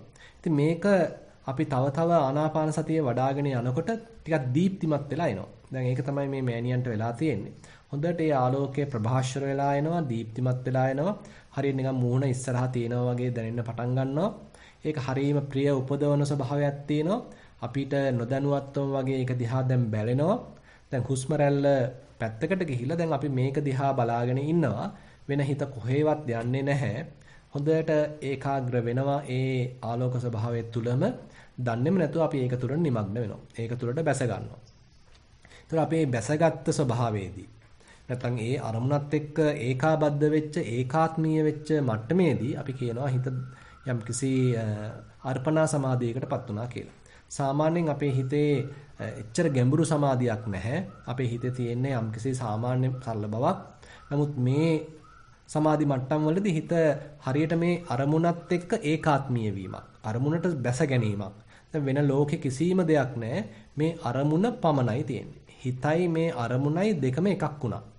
ඒතර හිත එහෙම යන්නේ සම්පූර්ණයෙන්ම මේ අරමුණ තුලම බැසගෙන ඒකාග්‍ර වෙලා ඒකාත්මීය වෙලා සම්බන්ධ වෙලා අරමුණ තුලම හිර වෙලා තියෙනවා. ඉතින් මේ ස්වභාවය තුල අපිට ඉතින් සෑහෙන වෙලාවක් ඉන්නත් පුළුවන්. ඒක අපි අර හදාගෙන ආපු සමාධි ලක්ෂණය මත නැත්නම් ඒ අපි කරගෙන ආපු අභ්‍යාසය මත තීරණය වෙනවා අපි කොච්චර වෙලාවක් මේ තුල රැඳිලා සිටීද කියන කාරණය. ඉතින් අපිට පුළුවන් යම් කාල පරිච්ඡේදයක් මේ තුලම රැඳිලා ඉඳලා යම් සමාධි සෝයක් විඳ ගන්න පුළුවන්. බුදුරජාණන් වහන්සේ කියනවා මෙතන යම්කිසි දිට්ඨ ධම්ම සුඛයක් තියෙනවා. මේ ලෝ වශයෙන් යෝගාවචරයේකට අත්දකින්න පුළුවන් යම්කිසි සෝයක් මෙතන තියෙනවා. ඒ නිසා එක පැත්තකින් ඉතින් සතුටු වෙන්න පුළුවන් මම මේ භාවනාවෙන් යම්කිසි දිට්ඨ ධම්ම සුඛයක් දැන් භුක්ති විඳිනවා කියලා. කියන්නේ මෙලෝ වශයෙන් ලබා ගන්න පුළුවන් යම්කිසි සුවයක්. පුංචි සුවයක් දැන් භුක්ති විඳිනවා. මේක තමයි ඒකාග්‍රතාවයක් කියලා කියන්නේ. හිතේ චිත්ත ඒකාග්‍රතාවයක්, චිත්ත සමාධියක් මේ අර්පණා මට්ටමක් කියලා කියන්නේ ඕක. ඉතින් ඕවා සවසින් සෑහෙන්න බහුලීකృత කළා Tamanට මේක ඉක්මනට ගන්න පුළුවන් කමක්, කැමති වෙලාවක් මේකේ ඉන්න පුළුවන් කමක්, කැමති වෙලාවක මේකෙන් අයින් වෙන්න පුළුවන් කමක් වගේ දේවල් ඉතින් දිනු කරන්න පුළුවන්. නමුත් මම හිතනවා මේ මට්ටම ප්‍රමාණවත් කියලා දැනට අපිට සිහිය දිනු කරන කටයුත්තට. එහෙම නැත්නම් විපස්සනාවකට හැරෙන්න මේ தત્ත්වේ ප්‍රමාණවත්. ඒ නිසා ඉස්සරහට මෑනියෝ මේක සිද්ධ වුණොත් ඒත් වැරද්දක් නැහැ. ඒක තුලම ඉන්න. කියන්නේ අපි හිතමු නැවතත් මේ බඳු ආලෝක ස්වභාවයක් පහළ වෙනවා. එතකොට අපේ හිත ඒක තුළට බැස ගන්නවා. ඒ බැසගත්තට පස්සේ මුකුත් කරන්න නැතුව ඕනනම් ඒක තුළට බැසගත්තට පස්සේ මොකක්වත් කරන්න නැතුව පොඩ්ඩක් සංසිඳීමෙන් ඉන්න. වාසය කරන්න එතන විනාඩි 5-10ක්. ඊට පස්සේ Tamanට පුළුවන් නම් මේකෙන් එළියට එන්න. එළියට ඇවිල්ලා දැන් මේ කය තැම්පත් වෙලා තියෙන ආකාරය, Tamanට දැනෙන දේවල් ගැන, හිතේ තියෙන ස්වභාවය ගැන, හිතේ තියෙන මේ ඒකාග්‍රතාවය ගැන, නැත්නම් හිතේ පහළලා තියෙන මේ යම් කිසි සුවදායි බව ගැන, මේවා ගැන දැන් අපි පොඩ්ඩක් අනුන්ගේ දෙයක් දිහා බලනවා වගේ බලන්න අවශ්‍යයි. මොකද දැන් අපි මීට විපස්සනාවට හැරෙන්න නම් දැන් මේ ඒකාග්‍රතාවයම පාදක කරගන්න පුළුවන් විපස්සනාව පිණිස. දැන් අපි මේ ඒකාග්‍රතාවයෙන් එළියට එනවා. එළියට ඇවිල්ලා දැන් කොහොමද මේ කයේ මොනවද දැනෙන්නේ? හිතේ මොනවද තියෙන්නේ? මේ දැන් ඇතිලා තියෙන මේ සුවදායි බව කොහොමද දැන් වෙනස් වෙන්නේ? ඒක දිගට තියෙනවද? කියලා අර මේ දැනෙන දේවල් දිහාම අපි අනුන්ගේ දෙයක් දිහා බලනවා වගේ බලන්න අවශ්‍යයි. එතකොට මෙතෙන්ට නොගියත් හිතන්න යම් අවස්ථාවකදී හිත හොඳට ආලෝකමත් වෙලා තියෙනවා. දැන් ඒකාග්‍ර වෙලා තියෙනවා. හැබැයි තාම බැස ගැනීමක් උනේ නැහැ. ප්‍රශ්නයක් නැහැ. බැස ගන්න අවශ්‍ය නැහැ. ඒ බැස ගැනීමෙන් නිරූපණය වෙන්නේ අපේ හිත අර්පණා මට්ටමකටපත් උනා කියලා. ඉතින් එච්චර දුර යන්නේ නැතිව අපිට පුළුවන් ඊට මෙහාදී හොඳට ආනාපාන සතිය අපි වඩ아가ගෙන ගියා. හිත ඒකාග්‍ර වුණා. දැන් නිකන් ආලෝක ස්වභාවයකුත් ඇවිල්ලා තියෙනවා. හැබැයි අපි එතනින් නතර කළා. දැන් බලනවා කයේ ස්වභාවය කොහොමද? කය තැම්පත් වෙලා තියෙන්නේ කොහොමද? කයේ මොනවද දැනෙන්නේ? හිතේ මොනවද දැනෙන්නේ? කියලා බලලා පොඩ්ඩක් අර ප්‍රകൃති වශයෙන් තියෙන, ඇත්ත වශයෙන් තියෙන මේ අරමුණු කීපයක් අපිට ඉස්සරහට ගන්න අවශ්‍යයි මේ විපස්සනාවට හැරෙන්න. ඒ නිසා ඒ පැත්තට දැන් යම් උත්සාහයක් දරන්න කියලා ආරාධනා කරනවා. ඊට අමතරව දැන් සක්මන් භාවනාව ගැනත් සෑහෙන උනන්දු වෙන්න. මොකද සක්මන් භාවනාවෙන් අපිට ඇත්තටම සිහිය දියුණු කරන එක හුඟක් කරලා දෙනවා. දැන් ඉඳගෙනම විතරක් අපි භාවනා කරනවා නම් ඒ හරහා අපේ හිතේ සමාධි පැත්ත හුඟක් ඉස්සරහට එනවා. සමහරවිට සතියත් අභිබවා සමාධිය ඉස්සරහට එනවා. ඒක අපේ දිග ගමනකට ටිකක් බාධා කරයි. බාධා පමුණුවනවා. ඊට වඩා සතිය ඉස්සරහට තියාගෙන යන ගතිය, සතිය ඉස්සර කරගෙන යන ගමන තමයි සාර්ථක වෙන්නේ. ඒ නිසා මේ මෑනියෝ ඒ තරම්ම සක්මන් කරන්නේ නැත්නම් සක්මන් භාවනාවට යොමු වෙන්න. සක්මන් භාවනාවට යොමු වෙලා S2 අරගෙනයි හැබැයි සක්මන් කරන්නේ. S වහගෙන සක්මන් කරන්න එපා. S අරගෙන අපි තුමු අඩි 5ක් විතර ඉස්සරහට බලාගෙන මේ අතපය හොලවන්න නැතුව මේ අත් දෙක තැම්පත් කරලා තියාගෙන පාදය ඔසවලා තබමින් අපි ඇවිදිනවා. මම අද ධර්ම දේශනාවදිත් මතක් කළා වගේ ඒ සක්මන් භාවනාවේ නිරත වෙනවා. අපි ඉස්සරහා බලාගෙන ඇවිදින්නේ. හැබැයි අවධානය යොමු කරනවා ඒ පාදයේ චලනයට, ඒ පාදයේ ස්පර්ශයට. ඒ හරහා අපිට පුළුවන් සිහිය දියුණු කරලා ගන්න. ඒතර මෙන්න මේ සතියක් දියුණු වෙලා සමාධියක් දියුණු වෙලා එනකොට අන්න සමබර බවක් තියෙනවා. නැත්නම් සමාධිය විතරක් දියුණුලා આવොත් ඒකේ අසමබර බවක් තියෙනවා. මොකද සතිය තාම එච්චර දියුණුලා නැහැ. ඒ නිසා සතියත් දැන් දියුණු කළා ඉස්සරහට ගන්න. එතකොට පුළුවන් අපිට මේ ඉන්ද්‍රිය ධර්මයන් ගැන ශ්‍රද්ධා, වීරිය, සතිය, සමාධිය, ප්‍රඥාව කියන මෙන්න මේ ඉන්ද්‍රිය ධර්මයන් ගැන හොඳ අවධානයක් ඇති කරගෙන ඉස්සරහට යන්න අපිට අවස්ථාව තියෙනවා. ගෞරවනීය ස්වාමීන් වහන්සේ වැටුණා. බොහොම පිං ඔබ වහන්සේට තෙරුවන් සරණයි. හොඳයි, තෙරුවන් සරණයි.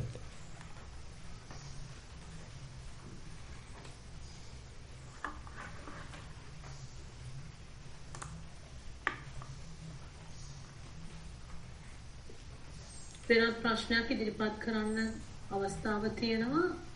අතැසවීමක් කරන්න. එතකොට අපිට ස්වාමින් වහන්සේට මේ ප්‍රශ්න ඉදිරිපත් කරන්න ගන්න පුළුවන්.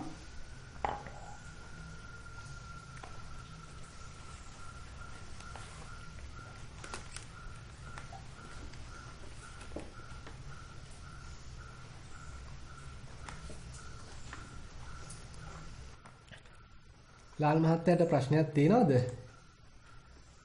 මියුට් කරලා තියෙන්නේ හැබැයි.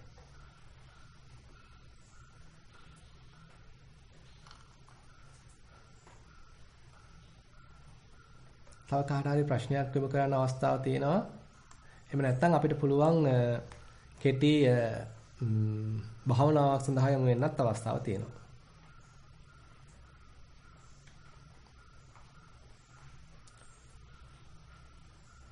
හොඳයි මම හිතන්නේ වෙන විශේෂ ප්‍රශ්නයක් නැහැ. එහෙමනම් අපි සියලු දෙනාම දැන් කෙටි භාවනා කටයුත්තක් සඳහා උත්සාහවන්ත වෙමු.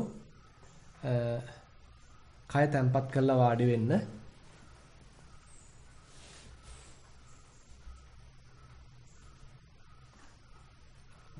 තමන්ගේ සිහිය ඉස්සෙල්ලම මේ වාඩිලා ඉන්න ඉරියව්වට යොමු කරන්න පුළුවන්. දැන් අපි අද ඉගෙන ගත්තා වගේ මේ වෙලාවේදී අපි හොඳ සිහියෙන් වාඩිලා ඉන්නවා. S2 මෘදු විදියට නැත්නම් ස්වාභාවිකව S2 පියාගන්න. හිස කෙලින් තියෙනවා. S2 පියවිලා තියෙනවා. තොල් එකිනෙක ස්පර්ශ වෙලා තියෙනවා. දත් ඇඳි එකට තද කරගෙන නැහැ. දිව තල්ලට තියලා තද කරගෙන නැහැ. මැද්දට වෙලා තියෙනවා. හිස කෙලින් තියෙනවා.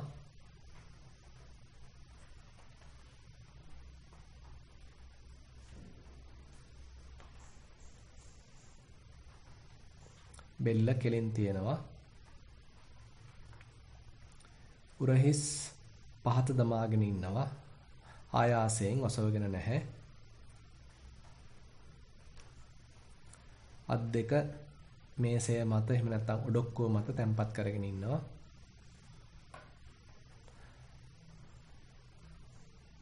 කොන්ද කෙලින් තියෙනවා.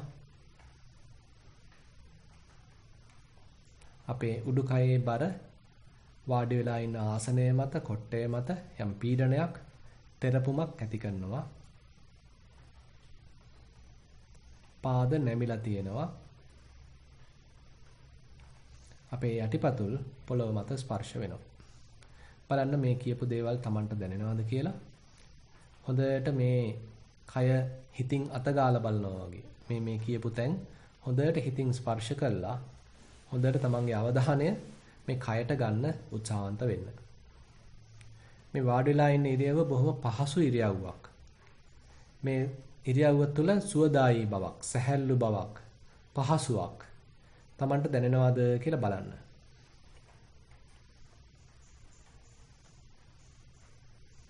ඒ සුවදායී බව, සැහැල්ලුව, පහසුව හිතින් භුක්ති විඳින්න.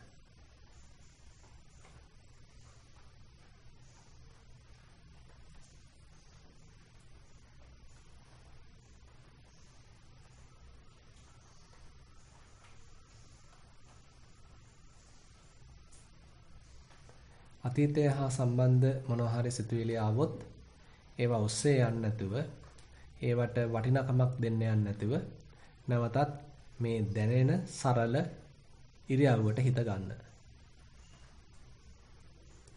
ඒ වගේම අනාගත සැලසුම් ඔස්සේ ප්‍රාර්ථනාවන් ඔස්සේ හිත දුවන්නේ නැතුව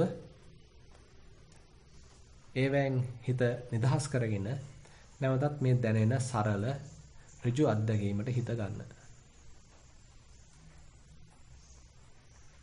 අපේ හිත මේක එච්චර අගය කරන එකක් නෑ. මොකද එයා හරි කැමති විචිත්‍රත්වයට. නමුත් අපි මෙතෙන්දී මේ බුදුබණක් අහලා උත්සාහවන්ත වෙනවා මේ කයේ හිත තැම්පත් කරගන්න.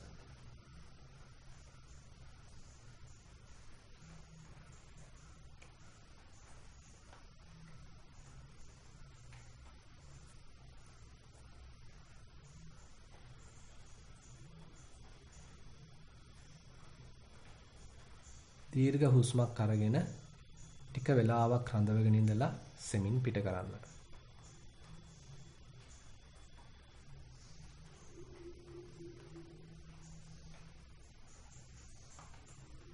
හොඳට කය ඇතුලේ හිත තැම්පත් වෙන්න අවස්ථාව දෙන්න. කයේ යම් යම් දේවල් දැනෙන්න පුළුවන්. සමහරවිට රිදුම් කැක්කුම්, නලියන ස්වභාවයන්, කසන ස්වභාවයන්, යම් යම් චලන, කම්පන ස්වභාවයන්, හුස්ම ගැනීම, හෘද ස්පන්දනය, පිම්බීම හැකිලිම මේ කොයි දෙයක් දැනෙන්න පුළුවන්. මේ කිසිම දෙයක් බාධාවක් කරගන්න අවශ්‍ය නැහැ. මේ සෑම දෙයක් ගැනම අපිට දැනුවත් වෙන්න පුළුවන්. ඒකෙන් ඕනනම් අපිට අද මේ පිම්බීම හැකිලිම කියන එක විශේෂයෙන් අවධානයෙන් බලන්න පුළුවන්.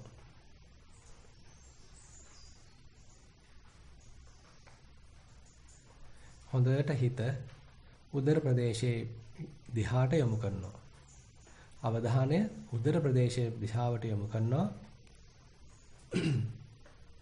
යොමු කරලා මේ සිද්ධ වෙන සෑම පිම්බීමක් හැකිලීමක්ම මග හරව ගන්නේ නැතිව දැනගන්න උත්සාහවන්ත වෙනවා. අපේ හිත එහෙ මෙහෙ ගියොත් ඒ අතර වාරයේදී යම් පිම්බීම හැකිලීම් වාර ගණනක් අපිට මග හැරෙනවා. එහෙනම් අපි උත්සාහවන්ත වෙනවා හිතට පොඩි ඉලක්කයක් දෙනවා මේ පිම්බීම හැකිලීම් මග හරව ගන්න නැතුව. ඒ ආශ්‍රිතවම අවධානයෙන් සිටමින් සෑම පිම්බීමක් හැකිලීමක් ගානෙම දැනුවත් වෙන්න කියලා.